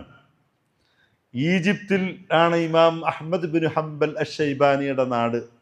അദ്ദേഹം ഒരിക്കൽ പള്ളിയിലേക്ക് വരുമ്പോൾ ഇതുപോലെ കുറച്ച് കച്ചവടക്കാർ, അനാദി കച്ചവടക്കാർ, ഈ മസാല, അരി, മുളക്, മല്ലിയൊക്കെ വെക്കുന്ന കച്ചവടക്കാർ ഇദ്ദേഹത്തെ തടഞ്ഞു നിർത്തിയിട്ട് ചോദിച്ചു, ഇതേ ചോദ്യം ഇമാം ഷാഫിയോട് ചോദിച്ചു, അതേ ചോദ്യം. അദ്ദേഹം പറഞ്ഞു, ഞാൻ പള്ളിയിൽ പോയിട്ട് ഇപ്പോൾ വരാം, എനിക്ക് ആദ്യം ചെയ്യേണ്ട കടമ അതാണ്, അത് ചെയ്തിട്ടുണ്ട് വരാം. പള്ളിയിൽ പോയി അദ്ദേഹം വീണ്ടും അങ്ങാടിയിൽ വന്നു. വന്നിട്ട് ഇവരോട് ചോദിച്ചു, നിങ്ങൾ പിന്നോട് എന്തോ ചോദിച്ചല്ലോ, ഞാൻ ഉത്തരം പറയാൻ നോക്കാം. പിന്നെ നമുക്ക് എവിടെയപ്പോൾ നമുക്ക് ഇവിടെ ഇരിക്കാം, അല്ല ഒരു സ്ഥലത്ത് ഒന്നിച്ചിരിക്കണം, നിങ്ങൾ അവരൊക്കെ വിളിച്ചോളൂ. അങ്ങാടിയിൽ ഇപ്പോൾ നിങ്ങളോട് ഈ അഭിപ്രായമുള്ളവരൊക്കെ വിളിക്കി. ഒരു കടയുടെ മുറ്റത്ത് എല്ലാവരും വിളിച്ചിരുത്തി. അപ്പോൾ അദ്ദേഹത്തിന് സ്റ്റൂൾ ഇട്ട് കൊടുത്തു. മറ്റുള്ളവരൊക്കെ തറയിൽ ഇങ്ങനെ ഇരുന്നു. അദ്ദേഹം പറഞ്ഞു, ഒരു 5 മിനിറ്റ് നിങ്ങൾ മിണ്ടാണ്ടിരിക്കണം കേട്ടോ, എല്ലാവരും ശാന്തമായിട്ടിരിക്കണം. നിങ്ങളെ ചോദ്യം അള്ളാഹു ഉണ്ടോ ഇല്ലേ എന്നല്ല നിങ്ങൾക്ക് കിട്ടണ്ടുള്ളൂ, ഞാൻ സംസാരിച്ച് നോക്കട്ടെ. ഈ 5 മിനിറ്റ് കഴിഞ്ഞിട്ട് വീണ്ടും നിങ്ങൾക്ക് ഞാൻ അവസരം തരും, അപ്പം നിങ്ങൾക്ക് ചോദിക്കാവുന്നതാണ്. അദ്ദേഹം പറഞ്ഞു, ഹാദാ ഹസ്നുൻ ഹസീൻ ലൈസ ലഹു ബാബുൻ വലാ മൻഫസ്. ഞാനൊരു കൊട്ടാരത്തെക്കുറിച്ചാണ് ചോദിക്കുന്നത്. ആ കൊട്ടാരം അണ്ഡാകൃതിയിലാണ്. അണ്ഡാകൃതിയിൽ ഒരു ഡാമുണ്ട്, അതേമാതിരി അണ്ഡാകൃതിയിലുള്ള ഒരു കൊട്ടാരം. ആ കൊട്ടാരത്തിന് വാതിലുമില്ല, ജനലുമില്ല, ഒന്നുമില്ല. വളരെ അങ്ങനെ ഉരുക്കി ഒഴിച്ചതുപോലെ ഉണ്ട്. അതിൻ്റെ ഉള്ളിൽ വെള്ളി ഉരുക്കി ഒഴിച്ചതുപോലെ വേറൊരു കോട്ട അതിൻ്റെ ഉള്ളിലുണ്ട്. അതിനും വാതിലും ജനലും ഇല്ല. അതിൻ്റെ ഉള്ളിൽ മൂന്നാമത്തെ ഒരു കോട്ട ഉണ്ട്, സ്വർണം ഉരുക്കി ഒഴിച്ചതുപോലൊരു കോട്ടയുണ്ട്. ഇതെല്ലാം മണ്ഡാകൃതിയിലാണ്. അതിന് വാതിലില്ല, ജനലില്ല, ഒന്നുമില്ല. ആ മൂന്നാമത്തെ കോട്ടയിൽ ഒരു ജീവി ഇരിക്കുന്നുണ്ട്. അപ്പൊ തന്നെ ഇവർ ചോദിച്ചു, ഹല്ലാലാത്താക്കിൽ, നിങ്ങൾക്കത് ആലോചിക്കാൻ കഴിയുന്നുണ്ടോ? ഒരു വായു കടക്കാത്ത, വെള്ളം കടക്കാത്ത, ഓക്സിജൻ കടക്കാത്ത ഈ സ്ഥലത്ത് ഒരു ജീവി ഇരിക്കുകയോ? വാതിലും ജനലൊന്നുമില്ല, ഈ ഉരുക്കി വെച്ചതുപോലെ എന്ന് പറഞ്ഞാൽ പിന്നെ എങ്ങനെയാ ജീവി ഉണ്ടാവും? നിങ്ങൾ അന്തമജനൂൻ, താങ്കൾക്ക് ഭ്രാന്തുണ്ടോ? ഹല്ലാലാത്താക്കിൽ, നിങ്ങൾക്ക് ആലോചിക്കാൻ കഴിയുന്നുണ്ടോ അത് എന്ന് ചോദിച്ച് അദ്ദേഹം ഇങ്ങനെ പുഞ്ചിരിച്ചിട്ട് പറഞ്ഞു, ചോദ്യം കറക്റ്റാണ്. അപ്പോഴാണ് ഒരു മുട്ട കൊണ്ട് എടുത്തിട്ട് ചോദിച്ചത്, പിഴിഞ്ഞത് ആരൊക്കെ കഴിച്ചിക്കണ്? ഞങ്ങളൊക്കെ കഴിച്ചിക്കണ്. ഇതിൻ്റെ പുറത്തൊരു വലിയൊരു തൊലിയുണ്ട്, അതിൻ്റെ ഉള്ളിലൊരു പ്ലാസ്റ്റിക്കിൻ്റെ കോട്ടിങ് ഉണ്ട്, അത് കഴിഞ്ഞിട്ടൊരു വെള്ള സാധനമുണ്ട്, അത് കഴിഞ്ഞിട്ടൊരു മഞ്ഞുണ്ട്. അവിടുന്നാണ് ആ കോഴിക്കുഞ്ഞോ പക്ഷിക്കുഞ്ഞോ പുറത്തോട്ട് വരുന്നത്. ഉമ്മാൻ്റെ വയറ്റിൽ നീ ഉണ്ടായിരുന്നപ്പോൾ നിനക്ക് ആഹാരം പുക്കിൾക്കൊടി വഴി കിട്ടിയിട്ടുണ്ട്, ഓക്സിജൻ സംവിധാനങ്ങളുണ്ട്. ഈ മുട്ടയ്ക്ക് എവിടുന്ന് ഓക്സിജൻ കിട്ടി, എവിടുന്ന് ഭക്ഷണം കിട്ടി? നിങ്ങൾ പറയണം എന്ന്.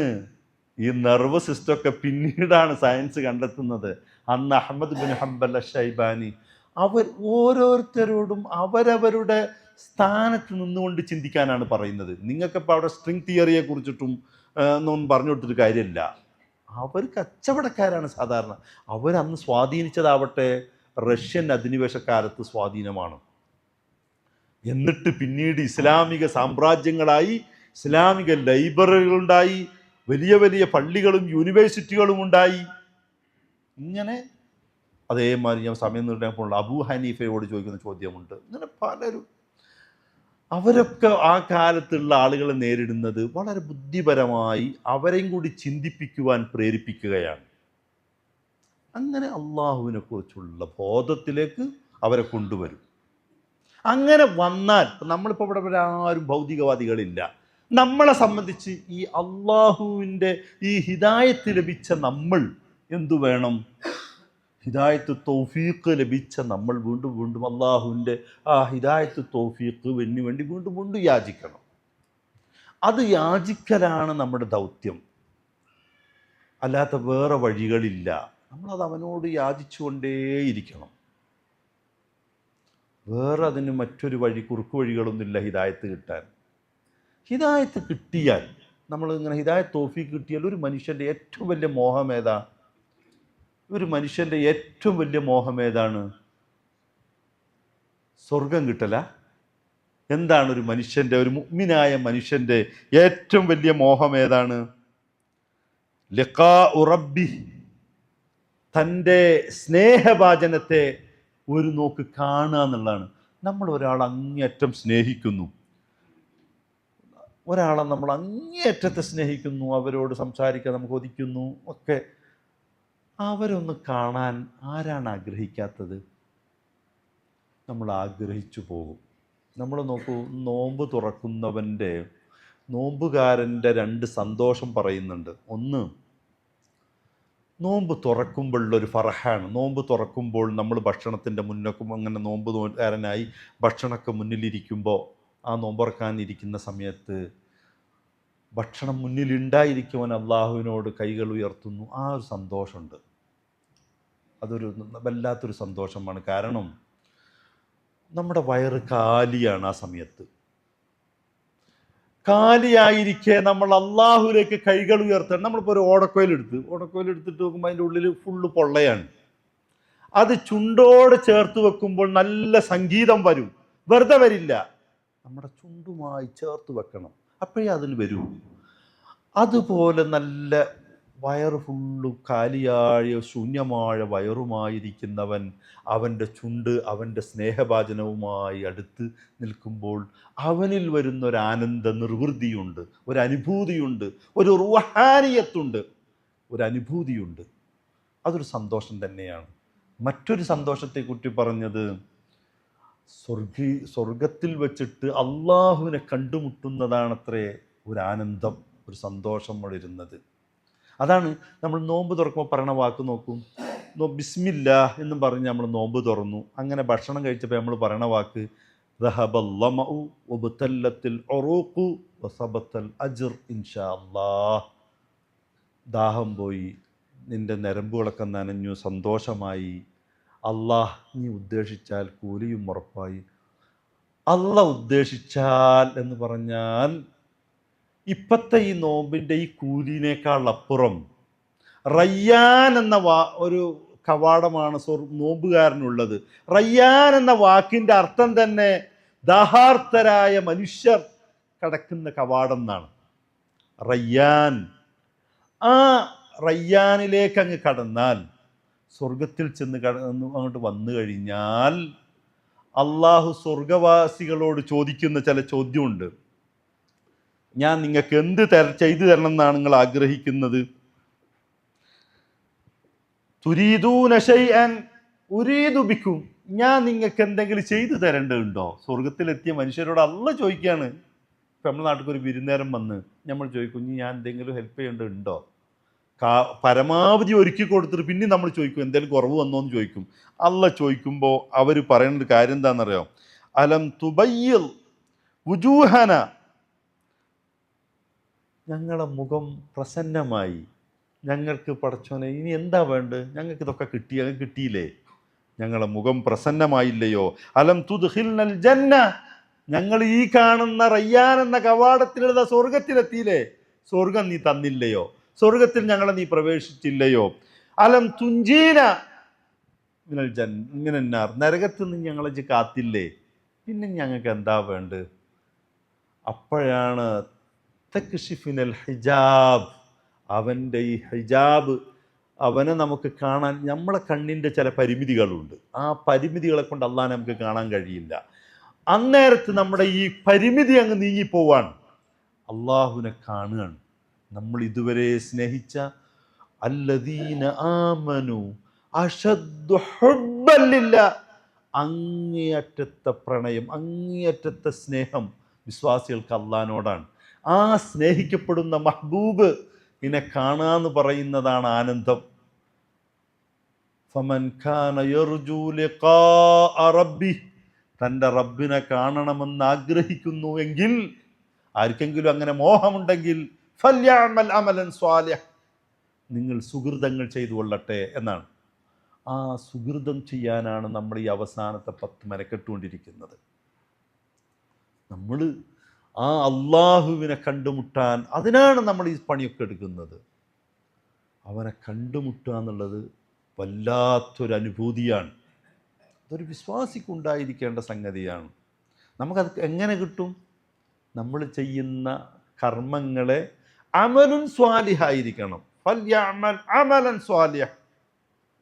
അമലൻ സ്വാലിഹ് എന്ന് പറഞ്ഞാൽ എന്താണ് ഈ അമലുൻ സ്വാലിഹ് എന്ന് പറഞ്ഞാൽ?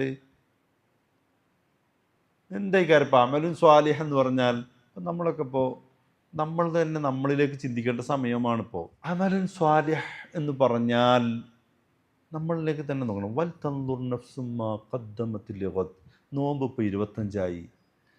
നിങ്ങൾ ഏത് മൊബൈൽ ആപ്പ് വാങ്ങിയാലും അതിൽ നിങ്ങളുടെ വരവ് ചെലവ് കണക്ക് റെക്കോർഡ് ചെയ്യാവുന്ന ഒരു ആപ്പുണ്ട്. ബിസിനസ്സുകാരനാണെങ്കിൽ അവനക്ക് എത്രത്തോളം വരവുണ്ട്, എത്ര ചെലവുണ്ട്, എത്ര കടം പോയി, ഇനി എത്ര കിട്ടാനുണ്ട്, ഇതെല്ലാം രേഖപ്പെടുത്താനുള്ള ആപ്പുണ്ട്. നിങ്ങളുടെ നന്മ തിന്മകൾ രേഖപ്പെടുത്തി വെക്കാനുള്ള ഏത് ആപ്പാണുള്ളത്? ഞാൻ ഇന്ന് സുബ്ഹിക്ക് ഇത്ര സമയത്ത് എഴുന്നേറ്റു, ഇന്ന സമയത്ത് നമസ്കരിച്ചു ജമാഅത്തായിട്ട്, ഇന്ന ഔറാദുകൾ ചെയ്തു, ഇങ്ങനെ നമ്മുടെ ഓരോന്നോരോന്നോരോന്ന് നമ്മൾ രേഖപ്പെടുത്തിയോ?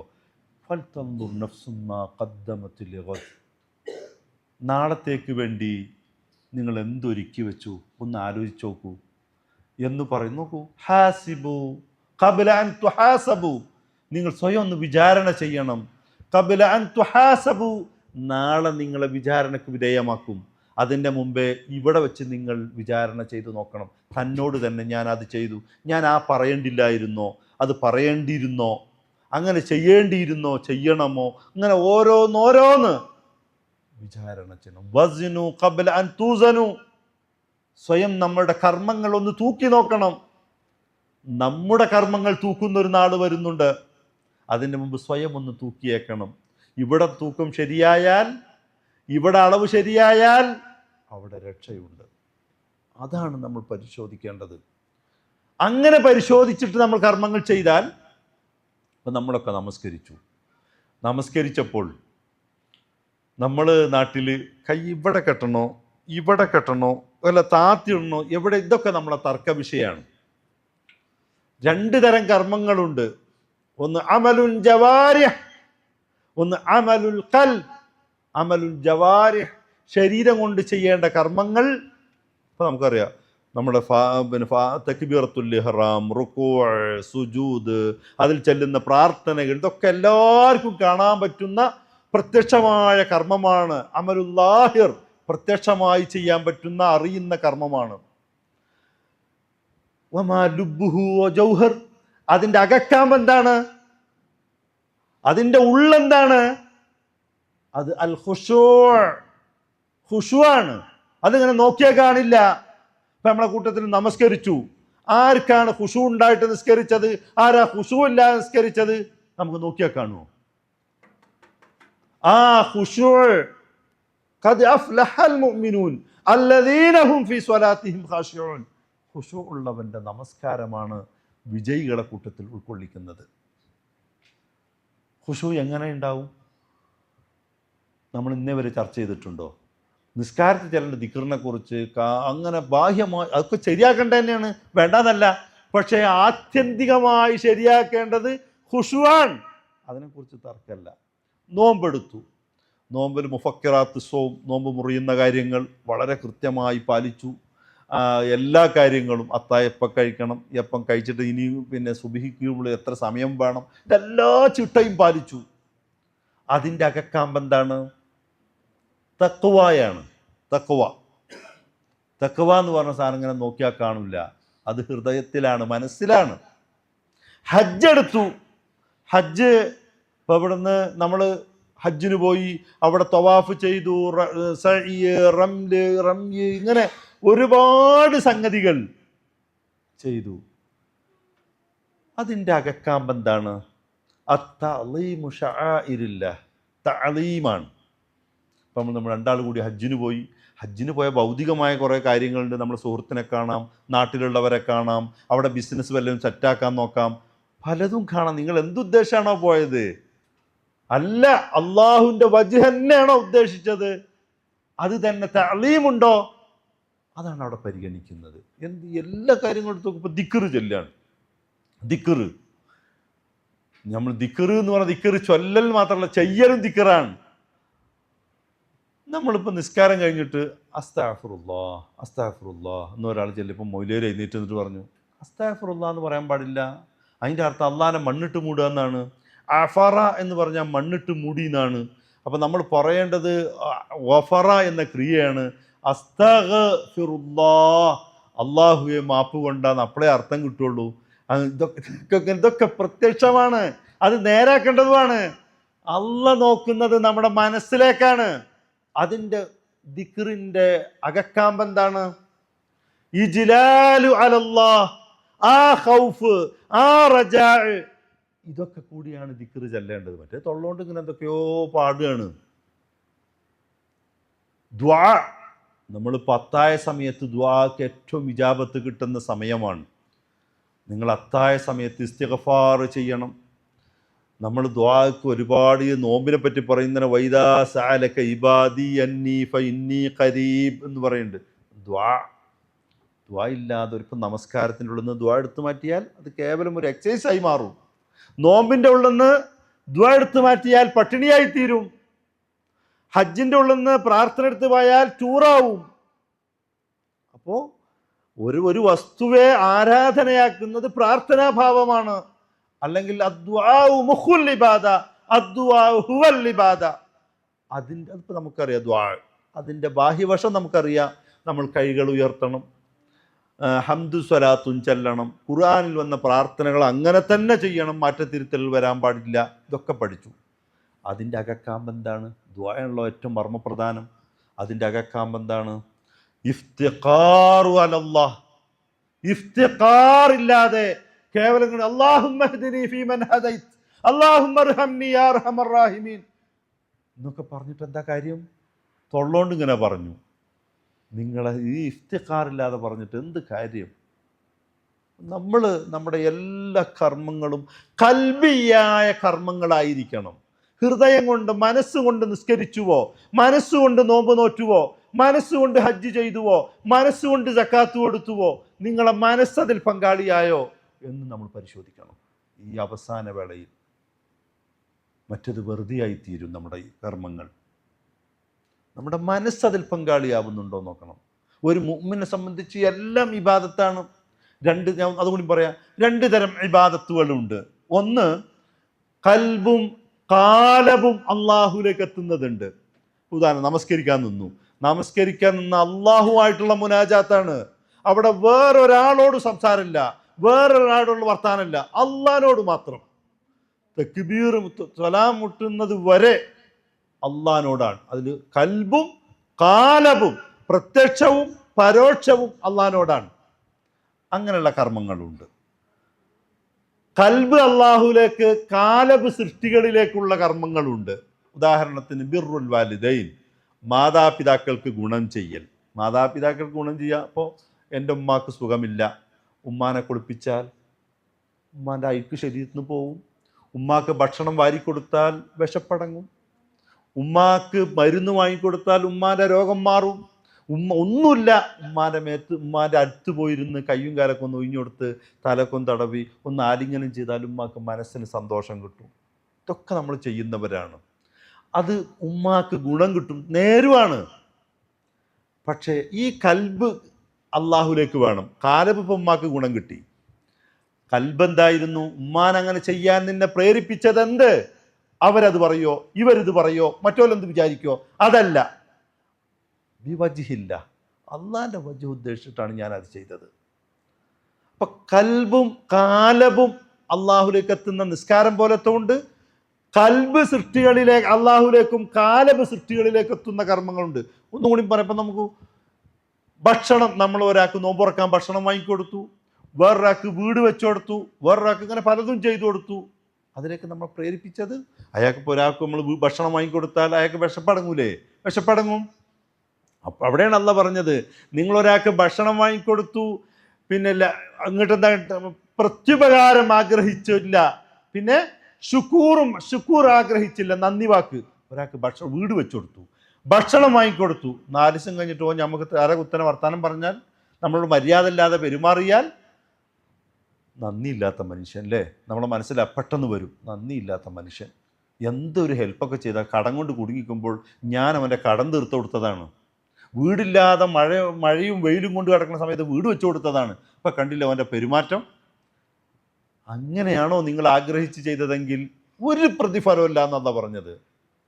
ഇന്നമാനുത്തുഇമുക്കും ബിവജ്ഹില്ല, അള്ളാഹുവിൻ്റെ വജ്ഹ് ഉദ്ദേശിച്ചാണോ നിങ്ങൾ കൊടുത്തിക്കണമെങ്കിൽ കാര്യമുണ്ട്. അല്ല ജസാവും ഷുക്കൂറാണ് ഉദ്ദേശിച്ചതെങ്കിലോ ഒരു കാര്യമല്ല, അള്ളാഹ് പറഞ്ഞു. അതുകൊണ്ട് ഒരു മുഅ്മിൻ ഒരാൾക്ക് ദാനം ചെയ്യുമ്പോൾ അള്ളാഹിന്റെ വജ്ഹാണ്. ഒരാൾക്ക് എന്ത് നന്ദികേടുണ്ടായാലും നമ്മളെ ബാധിക്കില്ല. ഉളുഹിയ്യത്ത് അറുക്കുന്നിടത്ത് അള്ളാഹ് പറഞ്ഞു, നിങ്ങൾ ഉളുഹിയ്യത്ത് അറുത്തല്ല യനാലല്ലാഹ്, അള്ളാഹുലേക്ക് എത്തില്ല ആ മാംസം, അതിന്റെ തൊലി ഒന്നും അള്ളാഹ്ക്ക് അങ്ങോട്ട് എത്തൂല. അതൊക്കെ ഭക്ഷണം ഇവിടെ വിതരണം ചെയ്താൽ എല്ലാവരും വിശപ്പ് അടങ്ങും. അള്ളാഹുലേക്ക് എത്തുന്നത് തഖ്വ മാത്രമാണ്. അപ്പൊ നമ്മുടെ കൽബ് അള്ളാഹുവിനോടാണ്. ഇപ്പൊ നമ്മൾ തന്നെ അങ്ങനെ ചിന്തിച്ചു പോകും. നമ്മളെ ആൾക്കാർ ചിലപ്പോൾ ചോദിക്കലുണ്ട്, ഗാന്ധിജി സ്വർഗത്തിൽ കിടക്കുവോ? മദർ തെരേസ പിന്നെ കാരുണ്യ പ്രവർത്തനം ചെയ്ത മദർ തെരേസ സ്വർഗത്തിൽ പോവോ? നമുക്ക് ഒറ്റ ഉത്തരേ ഉള്ളൂ, ആര് സ്വർഗത്തിൽ ആര് നരകത്തിലും തീരുമാനിക്കാൻ നമ്മൾ തയ്യാറില്ല. സ്വർഗം കിട്ടാൻ അള്ളാഹ് 3 ഉപാധി വെച്ചിട്ടുണ്ട്. വമൻ അറാദൽ ആഖിറ വസഅ ലഹാ സഅയഹാ വഹുവ മുഅ്മിൻ. കർമ്മം ചെയ്യുന്ന ആള് മുഅ്മിനായിരിക്കണം. പിന്നെ വസഅ ലഹാ സഅയഹാ, അള്ളാഹും റസൂലും പറഞ്ഞതെന്തോ അത് ചെയ്യണം. പിന്നെയോ ഇത് രണ്ടും ആയിട്ട് കാര്യമില്ല, അള്ളാഹു റസൂലും പറഞ്ഞു തന്നെ ചെയ്തത്, അയാൾ വിശ്വാസിയുമാണ് പോരാ. വമൻ അറാദൽ ആഖിറ, അള്ളാഹുവിന്റെ പ്രതിഫലം ആഗ്രഹിക്കണം, പാരത്രിക മോക്ഷം ആഗ്രഹിക്കണം, എന്നിട്ട് ചെയ്താലേ കാര്യമുള്ളൂ, അല്ലാതെ കാര്യമില്ല. ഈ 3 കാര്യം മറ്റു ഭൗതിക താല്പര്യങ്ങളായി തീരും. ആ താല്പര്യങ്ങൾ പറ്റില്ല. അങ്ങനത്തെ മോക്ഷം കിട്ടും, അത് ആര് ചെയ്താലും കിട്ടും. അപ്പം നമ്മുടെ ഈ റമളാൻ നമ്മൾ പിരിയുമ്പോൾ നമ്മുടെ മനസ്സിലുണ്ടായിരിക്കേണ്ടുന്ന സംഗതി അതാണ്. ലൈലത്തുൽ ഖദർ, ഇതാ ഇപ്പം നോക്കൂ, ലൈലത്തുൽ ഖദർ ഇന്നലെ രാത്രി നമ്മൾ പ്രതീക്ഷിച്ചു, ഇനി നമ്മൾ മറ്റന്നാൾ പ്രതീക്ഷിക്കുന്നു. ഇങ്ങനെ നമ്മൾ പ്രതീക്ഷിക്കുമ്പോൾ നമ്മൾ ചെയ്യുന്നത് എന്താണ്? ആയിഷ റളിയല്ലാഹു അൻഹ നബിയോട് ചോദിച്ചു, ലൈലത്തുൽ ഖദർ അഥവാ ഞാൻ പ്രതീക്ഷിച്ച് ചെയ്യുമ്പോൾ ചെയ്യേണ്ട കർമ്മം എന്താ? അല്ലാഹുമ്മ ഇന്നക അഫൂൻ തുഹിബ്ബുൽ അഫ്വ ഫഅഫു അന്നി എന്ന് ചൊല്ലാനാണ്. അല്ലാഹുമ്മ ഇന്നക അഫൂ, നീ വിട്ടുവീഴ്ച, ഏറ്റവും വിട്ടുവീഴ്ച ചെയ്യുന്നവൻ അല്ലാഹുവാണ്. തുഹിബ്ബുൽ അഫ്, വിട്ടുവീഴ്ച ഇഷ്ടപ്പെടുന്നവൻ അല്ലാഹുവാണ്. ഫഅഫു അന്നി, എനിക്ക് വിട്ടുവീഴ്ച നൽകണം എന്നാണ്. അത് പറയുന്ന ഒരാൾ എന്താ വിട്ടുവീഴ്ച? നമുക്കറിയാം, നമ്മൾ ആർക്കും വിട്ടുവീഴ്ച ചെയ്യൂല. നമ്മൾ അയൽവാസികളോട് വിട്ടുവീഴ്ച ചെയ്യില്ല, സുഹൃത്തുക്കളോട് വിട്ടുവീഴ്ച ചെയ്യില്ല, നമ്മൾ ആർക്കും വിട്ടുവീഴ്ച ചെയ്യൂല. നമ്മൾ അള്ളാഹിനോട് വിട്ടുവീഴ്ച ചോദിക്കുകയും ചെയ്യും. അതെന്തൊരു വിരോധാഭാസമാണ്? അള്ളാഹുവിനോട് ഇത് ചോദിക്കുമ്പോൾ നമ്മൾ നമ്മളുടെ എല്ലാ സഹജീവികളോടും വിട്ടുവീഴ്ച ചെയ്യാൻ നമ്മൾ തയ്യാറാവണം. അല്ലാഹുമ്മ അർഹംനി യാ അർഹമർ റാഹിമീൻ, അള്ളാഹുവെ റഹ്മത്ത് കൊണ്ട എന്ന് പറയുന്നു. നമ്മൾ മറ്റു ഭൂമിയിലുള്ളവരാരോടും റഹ്മത്ത് ചെയ്യൂല. പിന്നെ നമ്മൾ ഈ ചോദിക്കുന്നതിൽ എന്താ അർത്ഥമുള്ളത്? നിങ്ങൾ ഭൂമിയിലുള്ളവരോട് കരുണ കാണിക്കൂ, റഹ്മത്ത് കാണിക്കൂ, ഉപരിയിലുള്ളവൻ നിങ്ങൾക്ക് റഹ്മത്ത് നൽകും എന്നാണ്. ആ റഹ്മത്ത് നമ്മൾ അസ്തഗ്ഫിറുല്ലാഹ് എന്ന് പറയുമ്പോൾ നമ്മുടെ സുഹൃത്തിന് നമ്മൾ പുറത്തു കൊടുക്കൂല, നമ്മളെ ബന്ധുക്കൾക്ക് നമ്മൾ പുറത്തു കൊടുക്കില്ല, അയൽവാസിക്ക് പുറത്തു കൊടുക്കില്ല. നമ്മൾ അസ്തഗ്ഫിറുല്ലാഹ് എന്ന് പറയും ചെയ്യും. അള്ളാഹു എനിക്ക് പുറത്തു കൊണ്ടാ. നിങ്ങളെ ഹൃദയം കല്ലൊന്നാണോ? നമ്മൾ ആളുകൾക്ക് വിട്ടുവീഴ്ച ചെയ്ത് കൊടുക്കണം, ആളുകൾക്ക് പുറത്തു കൊടുക്കണം. ഇതൊക്കെ ചെയ്യാത്ത ഒരാൾ നമുക്ക് റമളാനായിട്ടും നമ്മൾ ആളുകളുമായിട്ട് പിണങ്ങി നിൽക്കുന്നുണ്ടെങ്കിൽ നമ്മുടെ നോമ്പിന്റെ കാര്യം പരിശോധിക്കേണ്ടതുണ്ട്. വർഷങ്ങളായി പിണങ്ങി നിൽക്കുന്നവർ, സുബ്ഹാനല്ലാഹ്, പാടില്ലാത്തതാണ്. ഒരു മുഅ്മിനാണെങ്കിൽ മറ്റൊരു മുഅ്മിനിൻ്റെ അടുത്ത് ചെന്നിട്ട് വേഗം നമ്മൾ സലാം പറയണം. ഓ ഇങ്ങോട്ട് മുണ്ടട്ടെ എന്നിട്ടേ ഞാൻ മുണ്ടുള്ളൂ, ഓ ഇങ്ങോട്ട് നന്നാവട്ടെ എന്നിട്ടേ ഞാൻ നന്നാവുള്ളൂ എന്ന് ചിന്തിക്കരുത്. നമ്മൾ ആദ്യം അതിന് തുടക്കം കുറിക്കണം. ഈ റമളാനിൽ ഒരാളിങ്ങനെ പിണങ്ങി നിൽക്കുന്ന 2-3 വർഷമായിട്ട് പിണങ്ങി നിൽക്കുകയാണ്, നമ്മളവിടെ ചെന്നിട്ട് അസ്സലാമു അലൈക്കും എന്ന് പറയുമ്പോൾ തന്നെ അള്ളാഹിൻ്റെ സമാധാനം ഉണ്ടാകട്ടെ എന്ന് മാത്രമല്ല, എന്നെ കൊണ്ട്, എൻ്റെ നാവ് കൊണ്ട്, എൻ്റെ കൈകളെ കൊണ്ട് നിനക്കൊരു ദ്രോഹം ഉണ്ടാക്കൂല എന്നും കൂടെ എന്നെ ഇതിനർത്ഥം. അസ്സലാമു അലൈക്കും എന്ന് പറഞ്ഞാൽ ആ പിണക്ക് അതോടുകൂടി അവൻ തീർന്നു. മറ്റേത് നമ്മൾ സ്വന്തം ജ്യേഷ്ഠനോട്, സ്വന്തം അനുജനോട്, ബാക്കിയുള്ളവരോടൊക്കെയാണ് ഈ പിണങ്ങി നിൽക്കുന്നത്. എന്നിട്ട് നമ്മൾ മുഅ്മിനാണെന്ന് പറഞ്ഞാൽ, ഒരു മുഅ്മിനിൻ്റെ എല്ലാ കർമ്മങ്ങളും ഇബാദത്താണ്, എല്ലാ കാര്യവും ഇബാദത്താണ്. അതിന് എന്താ വേണ്ടു? നിയ്യത്ത് നന്നായാൽ മതി. ഇന്നമൽ അഅ്മാലു ബിന്നിയാത്ത്, എല്ലാ കാര്യങ്ങളും നിയ്യത്ത് നന്നായാൽ ഇബാദത്തായി തീരും. തുഖ്ബിലു ആദാത്തിൻ ബിന്നിയ്യ എന്ന് ഫിഖ്ഹിന്റെ കിതാബിൽ ഉസൂലിൽ എഴുതി വെച്ചിട്ടുണ്ട്. നിയത്ത്, അതായത് മുബാഹായ കാര്യങ്ങൾ, ഹലാലായ കാര്യങ്ങൾ ആരാധനയാവും. അത് പഠിപ്പിക്കുന്ന നബി എങ്ങനെയാണ്? സ്വന്തം ഭാര്യക്ക് ഭക്ഷണം കൊടുക്കുന്നത് പുണ്യമാണ്, കൂലിയുള്ള കാര്യമാണെന്ന് വെച്ചപ്പോൾ ഒരാൾ സ്വഹാബി ചോദിച്ചു, അതൊക്കെ നമ്മളെ ബാധ്യതയല്ലേ? ഭാര്യനെ നോക്കുക, കുട്ടികളെ നോക്കുക എന്നൊക്കെ പറഞ്ഞ ഒരു ബാധ്യതയല്ലേ? ആ ബാധ്യത നിർവഹിച്ചതിന് കൂലിയോ?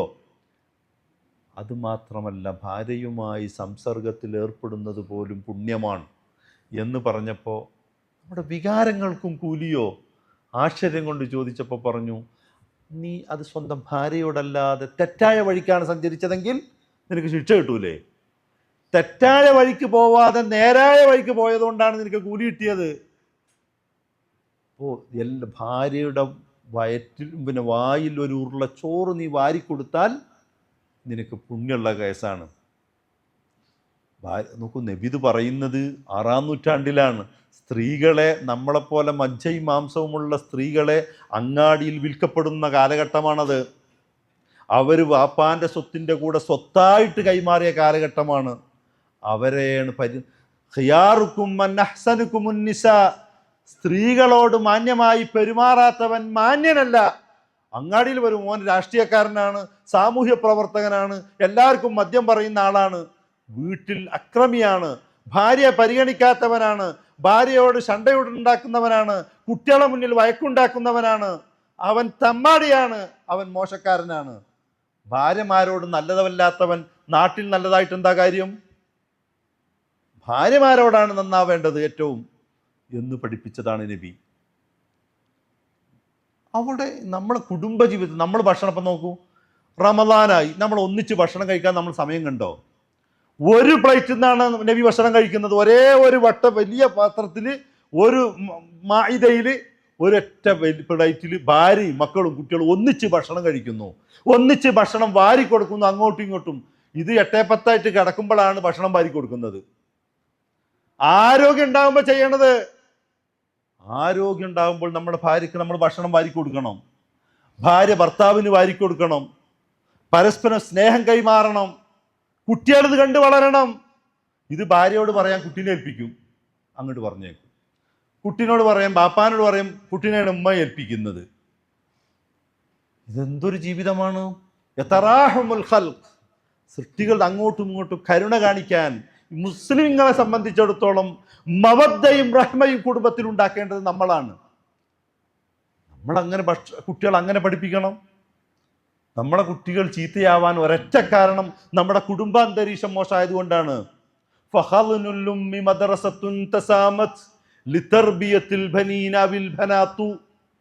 നമ്മളെ കുട്ടികൾ പഠിച്ചു വളരുന്ന ആദ്യത്തെ പാഠശാല നിങ്ങളെ വീടാണ്. വീട്ടിൽ ഈ സ്നേഹം കിട്ടാതെ, സ്നേഹം കൊടുക്കുന്നത് കാണാതെ വളർന്നാൽ ആ കുട്ടി ഒരുവൻ, അവൻ തമ്മാടിയായിത്തീരും, അവൻ ദ്രോഹിയായിത്തീരും, അവൻ ഭീകരവാദിയായിത്തീരും. അവന് സ്നേഹം കിട്ടി വളരണം. അത് നമ്മൾ വളരെ നിർബന്ധമായി ചെയ്യേണ്ടുന്ന സംഗതിയാണ്. ഒന്നിച്ചുള്ള ഭക്ഷണം, ഒന്നിച്ചുള്ള ടൂറ്, ഒന്നിച്ചുള്ള യാത്രകൾ. ഭാര്യമാരെ നമ്മൾ ഈ യാത്ര കൊണ്ട് എന്തുണ്ടായിന്നറിയാം? ഇപ്പം നമ്മൾ ഗൾഫിലൊക്കെ പോണതിന് മുമ്പ് നമ്മളൊക്കെ സ്വഭാവം എങ്ങനെയെന്ന്, വീട്ടിൽ നമ്മൾ ചായ എന്ന് പറയും, ചേരുമ്പോഴൊക്കെ ചായ എന്ന് പറയുമ്പോഴൊക്കെ ചായ വീട്ടുമുറ്റത്ത് എത്താൻ ലേശം താമസിച്ചാൽ ഒരു 10 മിനിറ്റ് കഴിഞ്ഞിട്ടാണ് ചായ വരണമെങ്കിൽ തന്നെ തന്തക്കൊണ്ടേ കൊടുക്കുന്ന പറയാം, ഒറ്റ വാക്ക്. നമുക്ക് വേറെ ഡയലോഗില്ല. ചിലപ്പം ചായ ചിന്തിന്നും വരും. നമ്മൾ ഗൾഫിൽ പോയപ്പോൾ എന്തായി? നമ്മൾ ഭക്ഷണം ഉണ്ടാക്കാൻ പഠിച്ചു, ചായ ഉണ്ടാക്കാൻ പഠിച്ചു, അരക്കാൻ പഠിച്ചു, എല്ലാം പഠിച്ചു. ഇത് പോണതിന് മുമ്പോ ഓൻ്റെ പെണ്ണെട്ടുന്നത് വരെ ഓൻ്റെ ഉമ്മ ഓനെ നോക്കി. പെണ്ണെട്ടി കഴിഞ്ഞപ്പോൾ വേറൊരു പെണ്ണ് നോക്കൽ തുടങ്ങി. സ്വന്തം കാര്യം ചെയ്യാൻ അറിയില്ലായിരുന്നു. അതിന് മാറ്റം വന്നത് നമ്മളിങ്ങനെ യാത്ര പോയി. അപ്പം മുളകും പൊടി ഏറും, ഉപ്പ് ഏറും, സുഹൃത്തുക്കൾ അപ്പം പറയും, കളിയാക്കും, ഒക്കെ ചെയ്യും. അതുവരെ നമ്മൾ വീട്ടിൽ ഭാര്യൻ്റെ മുഖത്തേക്ക് ചൂടുള്ള കഞ്ഞി ഒഴിച്ചവർ അവർക്ക് പാഠമായി. നമ്മളെ കുടുംബാന്തരീക്ഷത്തിലാണ് ഇസ്ലാം ഉണ്ടാവേണ്ടത്. അവിടുന്ന് നമുക്ക് തുടങ്ങണം ഇസ്ലാം.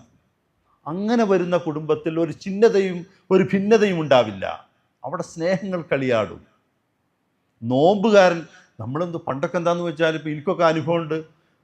ഈ സ്ത്രീകളെ സംബന്ധിച്ച് അവർക്ക് ഇത്തിക്കാഫിന് വരാൻ കഴിയില്ല. കാരണം അന്നേരത്തവർക്ക് വീട്ടിൽ മുടുത്ത പണിയാണ്. നോമ്പറക്കാൻ വിളിച്ചാൽ അവർക്ക് അപ്പോഴും ഭക്ഷണം ഉണ്ടാക്കണം, നോമ്പ് പറ്റുമവർക്ക്. ആ പാത്രം കഴിക്കുമ്പോഴേക്ക് ഇശ ബാങ്ക് കൊടുക്കും. അത് പാത്രം കഴുകി വെച്ചുമ്പോൾ പള്ളിയിൽ വരാൻ നേരമില്ല, പിന്നെ അത്താഴത്തിന് ഉണ്ടാക്കണം. നിങ്ങൾ രണ്ടു കൂട്ടരും കൂടി ഒന്നിച്ച് ഭക്ഷണം ഉണ്ടാക്കിയാൽ അവർക്കും നിസ്കരിച്ചൂടെ, അവർക്കും നോമ്പ് നോറ്റൂടെ, അവർക്കും സൽക്കർമ്മങ്ങൾ ചെയ്തൂടെ? അതിന് അവസരം നമ്മുടെ വീട്ടിലുണ്ടോ? നമ്മളെ വീട്ടിൽ അതിന് സൗകര്യം വേണ്ടേ? ആരാന്റെ കാര്യം പറഞ്ഞിട്ട് എന്താ കാര്യം? അപ്പം നമ്മൾ വീട്ടിൽ, ഞാൻ നിർത്തുകയാണ്, പറഞ്ഞപ്പോൾ അങ്ങനെ ഏറിപ്പോയതാണ്. നമ്മുടെ ഈ റമദാനിൽ നാം ആലോചിക്കേണ്ടത് നമ്മുടെ ജീവിതത്തിൽ ഇസ്ലാം ഉണ്ടാവാൻ നബി കരീം സല്ലല്ലാഹു അലൈഹി വസല്ലം അതാണ് അവിടെ പഠിപ്പിച്ചിട്ടുള്ളത്. ഒരിക്കലും നോക്കൂ, ഒരു സ്വഹാബി യമാമക്കാരൻ, അദ്ദേഹം ഇസ്ലാം മതം സ്വീകരിച്ചപ്പോൾ അയാൾ തീരുമാനിച്ചു, ഞാൻ ഈ മക്കാർക്ക് ഗോതമ്പ് കൊടുക്കൂല, ഉപരോധം പ്രഖ്യാപിച്ചു കളഞ്ഞു. അവിടുന്നാണ് ഗോതമ്പ് കയറ്റി അയച്ചിരുന്നത്. ഇത് മക്കയിലുള്ള ആളുകൾ എന്ത് വിചാരിച്ചു എന്നറിയാം? പെട്ടെന്ന്, യാ മുഹമ്മദ്, ഞങ്ങളെ കുട്ടികളോട് കരുണ കാണിക്കണം, ദയ കാണിക്കണം, ഞങ്ങൾക്കിപ്പം നിങ്ങളെ കൂട്ടത്തിൽപ്പെട്ട ആളുകൾ ഭക്ഷണം അയക്കുന്നില്ല. നബിക്ക് വലിയ പ്രയാസമായി. നബിയെ ദ്രോഹിച്ചവർ, നബിയെ ആട്ടി ഓടിച്ചവർ, കുട്ടികളെ കൊണ്ട് കല്ലെറിയിച്ചവർ, ചീഞ്ഞ ഒട്ടകത്തിൻ്റെ കുടൽമാല കവുത്തിലിട്ടവർ, പലതും കൊണ്ടും ദ്രോഹിച്ചവർ, അവർ ചോദിച്ച ഒറ്റ ചോദ്യം, മുഹമ്മദ് ഞങ്ങളെ കുട്ടികളോട് കരുണ കാണിക്കണം. ഇത് മാത്രമാണ് ആ കത്തിലുണ്ടായിരുന്നത്. നബി വേഗം ആളെ വിളിച്ചു. ആരാണ് ആ പണി ചെയ്തത്? നബിയെ അവർക്ക് ഞാൻ കൊടുക്കൂല, അവർ നിങ്ങളെ ദ്രോഹിച്ചു. അപ്പോൾ അദ്ദേഹം പറഞ്ഞു, നബി മുഹമ്മദ് സല്ലല്ലാഹു അലൈഹി വസല്ലം പറഞ്ഞു, അല്ലാഹ് റഹ്മാനാണ് മോനെ. റഹ്മാൻ എന്ന് പറഞ്ഞാൽ ഇവിടുത്തെ മുനാഫിക്കിനും മുസ്ലിമിനും യുക്തിവാദിക്കും നിരീശ്വരവാദിക്കും എല്ലാ മതക്കാർക്കും അള്ളാഹ് കരുണ ചെയ്യുന്നവനാണ്. അള്ളാഹുവിൻ്റെ അടിമകളാണ് അവർ. എല്ലാവർക്കും ഭക്ഷണം കൊടുക്കുന്നത് അള്ളാഹുവാണ്. ഭക്ഷണം മുടക്കി വെക്കാൻ പാടില്ല, ഭക്ഷണം ഒപ്പം തന്നെ അയച്ചേക്കണം. എന്നിട്ട് പറഞ്ഞു, അള്ളാഹുവിൻ്റെ റഹ്മത്ത് എന്ന് പറഞ്ഞാൽ നിനക്കറിയുമോ? എന്താ റഹ്മത്ത്? ആ റഹ്മത്ത് നമ്മൾ പഠിക്കേണ്ടതാണ്. നമ്മളിപ്പോൾ എന്നും ബിസ്മില്ലാഹിർ റഹ്മാനിർ റഹീം, അള്ളാഹുവിനെ പറ്റി ഇങ്ങനെ പറയും, റഹ്മാനാണ് റഹീമാണ്. എന്താ റഹ്മാനും റഹീമും? റഹ്മാൻ എന്ന് പറഞ്ഞാൽ കരുണാനിധി, മറ്റേ കരുണാകരൻ, തമിഴ്നാട്ടിലെ മുഖ്യമന്ത്രി അല്ലെങ്കിൽ കേരളത്തിലെ മുഖ്യമന്ത്രി, അതൊന്നല്ല റഹ്മാൻ്റെ അർത്ഥം. റഹ്മാൻ എന്ന് പറഞ്ഞാൽ റഹ്മ, മൂന്ന് ആശയങ്ങൾ സമഞ്ജസമായി സമ്മേളിക്കുന്നതിനാണ് റഹ്മ എന്ന് പറയുക. മൂന്ന് ആശയങ്ങൾ ഒരുമിച്ച് വരണം. ഏതാ മൂന്നാശയം? ഒന്ന് അൽ ഹുസൂലു അലൽ മത്ലൂബിക്, അൽ ഹുസൂലു അലൽ മത്ലൂബിക്. ഞങ്ങളോട് പറയാണ് റഹിമക്കുമുല്ലാഹ്, റഹിമക്കുമുല്ലാഹ്, ഇങ്ങക്ക് അള്ളാഹുവിൻ്റെ റഹ്മത്തുണ്ടാകട്ടെ എന്ന് പറഞ്ഞാൽ നിങ്ങൾ എന്താണോ ആഗ്രഹിക്കുന്നത് ആ ഹലാലായ ഉദ്ദേശം നിറവേറട്ടെ എന്നാണ്. മറ്റൊന്ന് അന്നജാത്തു അനിൽ മഹ്ദൂരിക്, മഹ്ദൂറിൽ നിന്ന് രക്ഷയുണ്ടാകട്ടെ. മഹ്ദൂർ ഇപ്പം നമുക്ക് ഇൻവിസിബിൾ ആവട്ടെ വിസിബിൾ ആവട്ടെ പലതും ഉണ്ടാവും. ബാക്ടീരിയകൾ, ഫംഗസുകൾ, രോഗാണുക്കൾ പലതും ഉണ്ടാവും. എല്ലാം കാണുന്നതാവട്ടെ കാണാത്തതാവട്ടെ എല്ലാ മഹ്ദൂറിൽ നിന്നും രക്ഷയുണ്ടാവണേ എന്നാണ്.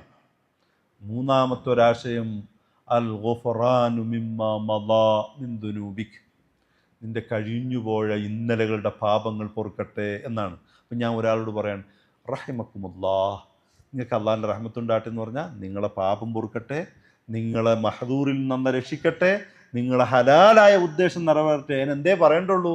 റഹിമക്കുമുല്ലാഹ്. ഞാൻ അള്ളാഹിനോട് പറയാം, യാ റഹ്മാൻ ഇർഹംനി, യാ റഹ്മാൻ ഇർഹംനി, എൻ്റെ ഈ മൂന്ന് ആവശ്യങ്ങളും റഹ്മാനെ നീ നിറവേറ്റി തരണേ. ഈ റഹ്മാൻ എന്നത് അള്ളാഹുവിൻ്റെ ഒരു നാമമാണ്. ആ പേര് തന്നെ നിങ്ങൾ നോക്കും, നമ്മൾക്കറിയാം ഒൽബാൻ ഫഅലാൻ എന്ന പാറ്റേണിലേക്ക് മാറ്റിയാൽ, ഇപ്പം മൂച്ചിപ്പിരാന്തിനാണ് ഒൽബാൻ എന്ന് പറയാം. ഒരാൾക്ക് ഇങ്ങോട്ട് പിരാന്തിട്ട് വന്നിട്ട് ഉള്ള പാത്രം തല്ലി ഒടിച്ച് ആ ഭക്ഷണമൊക്കെ എടുത്തിട്ട് വെളിയിലിട്ട് തല്ലി തകർത്ത് എന്തൊക്കെയോ ചെയ്ത്, ആ പിരാന്തിൻ്റെ പേരാണ് ഒൽബാൻ. ആ ദേഷ്യം നിറഞ്ഞ് കവിയും അയാളിൽ, അയാളെ പിടിച്ചാൽ കിട്ടില്ല, മുഖം ചുവക്കും, അയാൾ തൊള്ളി തോണി പറയും. അതുപോലെ റഹ്മാൻ, അതിലും ഇംതിലാവും സാഴത്തുണ്ടാവണം.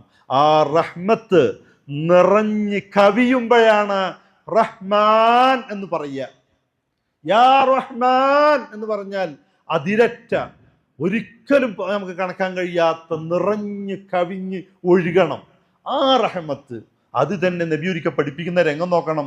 ഹുനൈൻ യുദ്ധം കഴിഞ്ഞ് ഇതുപോലെ ബന്ദികളെ പിടിച്ചു കൂട്ടി. ഇങ്ങനെ ബന്ദികളെ പിടിച്ചു കൂട്ടിയപ്പോൾ ഒരു സ്ത്രീ ഉണ്ട് തേരാപ്പാര ഓടിക്കൊണ്ടിരിക്കുന്നത്. അങ്ങോട്ടൊന്നോടും ഇങ്ങോട്ടൊന്നോടും ഒന്ന് അങ്ങോട്ടോടും. കുറേ കഴിഞ്ഞ് നോക്കുമ്പോൾ അതിനൊരു കുഞ്ഞിനെ കിട്ടി. മുല കുടിക്കുന്ന കുഞ്ഞാണ്. കുറേ നേരമായിട്ട് മുല കൊടുക്കാത്തത് കൊണ്ട് മാറ് വേദനിച്ചിട്ട് പുളയുന്ന സ്ത്രീയാണത്. കുഞ്ഞിനെ കിട്ടിയപ്പോൾ പരിസരബോധം മറന്ന് മാറിലേക്ക് ചേർത്ത്, കുഞ്ഞിൻ്റെ വിശപ്പാണ് മാറിൻ്റെ വേദനയേക്കാൾ സ്ത്രീയെ അലസരപ്പെടുത്തിയത്. മാറിലേക്ക് ചേർത്ത് പാല് കൊടുക്കുന്ന രംഗം കണ്ടപ്പോൾ നബി പറഞ്ഞു, ആ സ്ത്രീ ആ കുഞ്ഞിനെ ഉപേക്ഷിക്കും നിങ്ങൾക്ക് തോന്നുന്നുണ്ടോ? ഇല്ല നബിയെ, ഒരിക്കലും ഉപേക്ഷിക്കില്ല.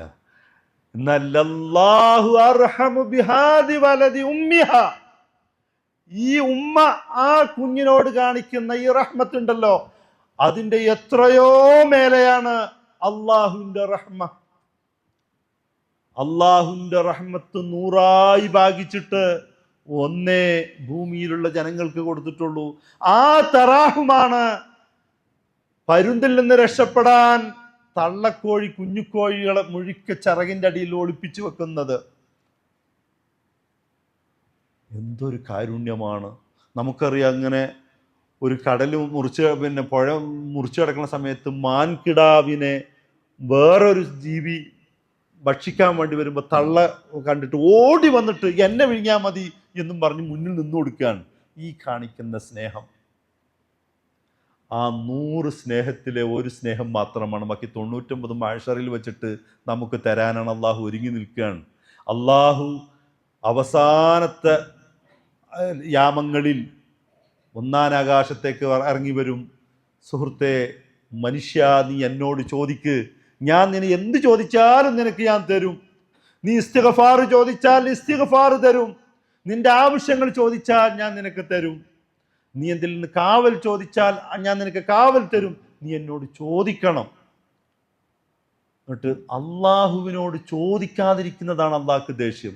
ചോദിക്കുന്നവന് അള്ളാഹു ഭയങ്കര ഇഷ്ടമാണ്. നമ്മൾ മനുഷ്യന്മാരോട്, നമ്മളോടൊരാൾ വന്നിട്ട് സ്ഥിരമായിട്ട് അല്ല 1000 റുപ്യ തരുമോ, ഇന്നലെയും വന്ന് ചോദിച്ചു, എന്നും വന്നു, എങ്ങനെ ചോദിച്ചാൽ തന്നെ എങ്ങനെ ചോദിച്ചുകൊണ്ടിരുന്നാൽ നമുക്ക് ദേഷ്യം പിടിക്കും. നീ ഒന്ന് പോടോ, എനിക്ക് എന്ന് തന്നെ എൻ്റെ പണി എന്നൊക്കെ പറഞ്ഞ് നമ്മൾ ആട്ടി ഓടിക്കും.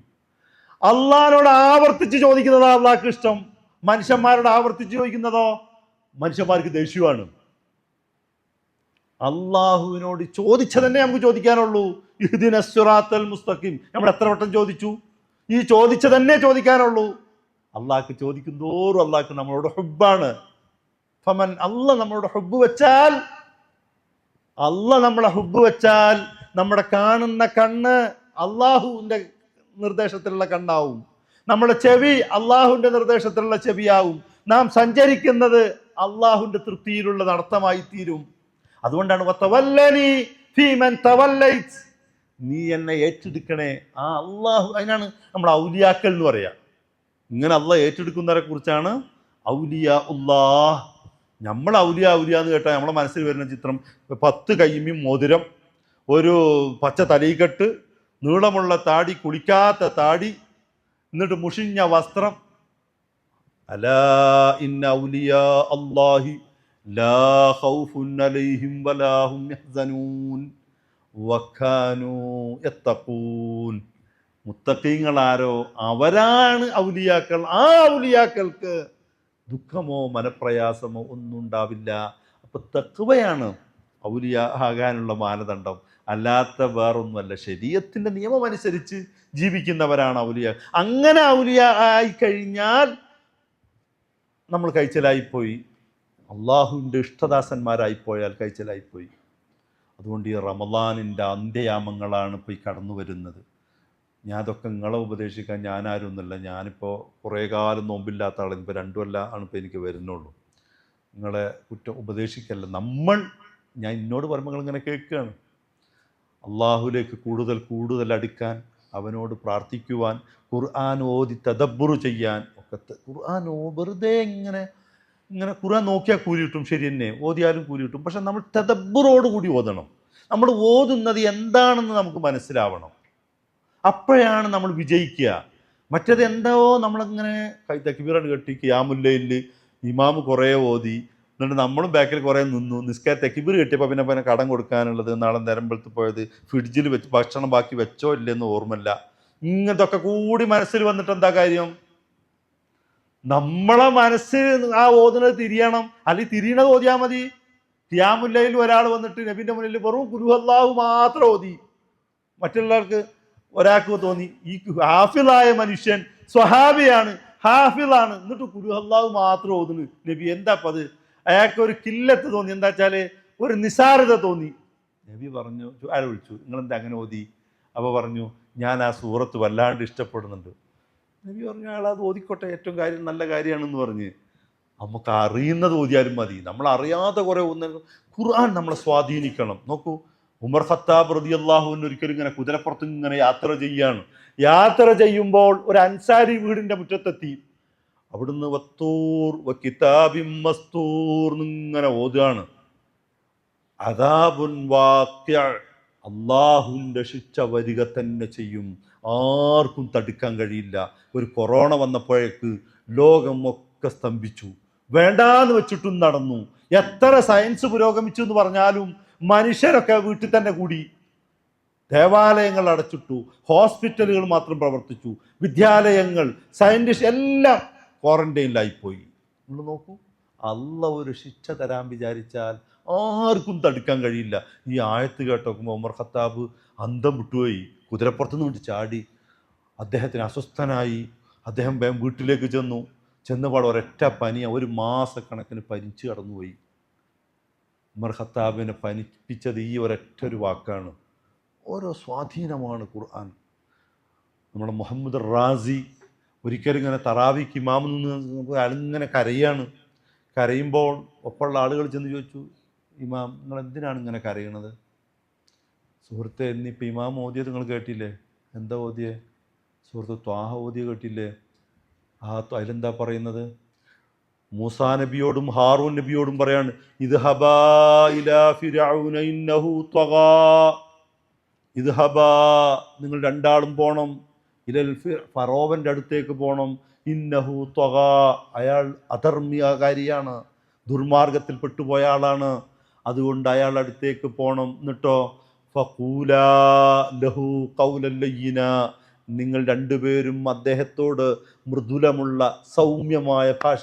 ലയ്യിൻ എന്ന് പറഞ്ഞാൽ തന്നെ പറയേണ്ട വാക്ക് പറയേണ്ട സമയത്ത് പറയേണ്ട അളവിൽ പറയാന്നാണ്. അങ്ങനെ ലയ്യിനായ വാക്ക് പറയണം, അയാൾക്കൊന്നും വിഷമുണ്ടാകാത്ത വിധത്തിൽ പറയണം. എന്നാൽ ലഅല്ലഹു യതദക്കർ ഔ യഖ്ശ, അയാൾക്ക് ഹിദായത്ത് കിട്ടിയേക്കാം, അയാൾ നേർവഴി പ്രാപിച്ചേക്കാം, അയാൾ ചിന്തിച്ചേക്കാം, അയാൾ ആലോചിച്ചേക്കാം. ഒരു ശുഭാപ്തിയാണ് കൊടുക്കുന്നത്. ഫറോവ് ആരാന്ന് അള്ളാഹ്ക്കറിയാം, ഹിദായത്ത് കിട്ടോ ഇല്ലേന്നും അള്ളാഹ്ക്കറിയാം. പക്ഷെ പോകുന്നവൻ പാലിക്കേണ്ട മര്യാദ അതാണ്. ഈ ആയത്ത് കേട്ടപ്പോൾ ഇദ്ദേഹം വിതുമ്പി കരഞ്ഞിട്ട് അദ്ദേഹം ചോദിച്ചു, നിങ്ങൾ എന്തിനാ കരഞ്ഞത്? നോക്കൂ, ഫറോവ് ആരാണ്? ഞാൻ അറിയാതെ ഈജിപ്തിലെ നദി ഒന്നും ഒഴുകില്ല.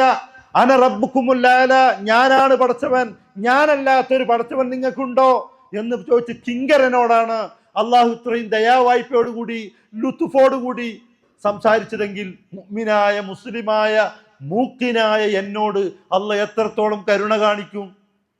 ഇതാണ് അദ്ദേഹത്തിനെ അലോസരപ്പെടുത്തുന്നത്. ഇങ്ങനെ നമ്മൾ ഖുർആൻ നമ്മളെ സ്വാധീനിക്കണം. അള്ളാഹു അവൻ്റെ യഥാർത്ഥ ഇഷ്ടദാസന്മാരെ കൂട്ടത്തിൽ ഉൾപ്പെടുത്തി തരുമാറാവട്ടെ. നമ്മളിൽ നിന്ന് വന്നുപോയ ചെറുതും വലുതും രഹസ്യവും പരസ്യവുമായ എല്ലാ തെറ്റുകുറ്റങ്ങളും അള്ളാഹു പുറത്തു തരുമാറാവട്ടെ. അല്ലാഹുമ്മ റബ്ബന തഖബ്ബൽ മിന്ന സ്വലാത്തന വസിയാമന വഖിയാമന വറുകൂഅന വഅ്തിദാലന യാ അർഹമർ റാഹിമീൻ.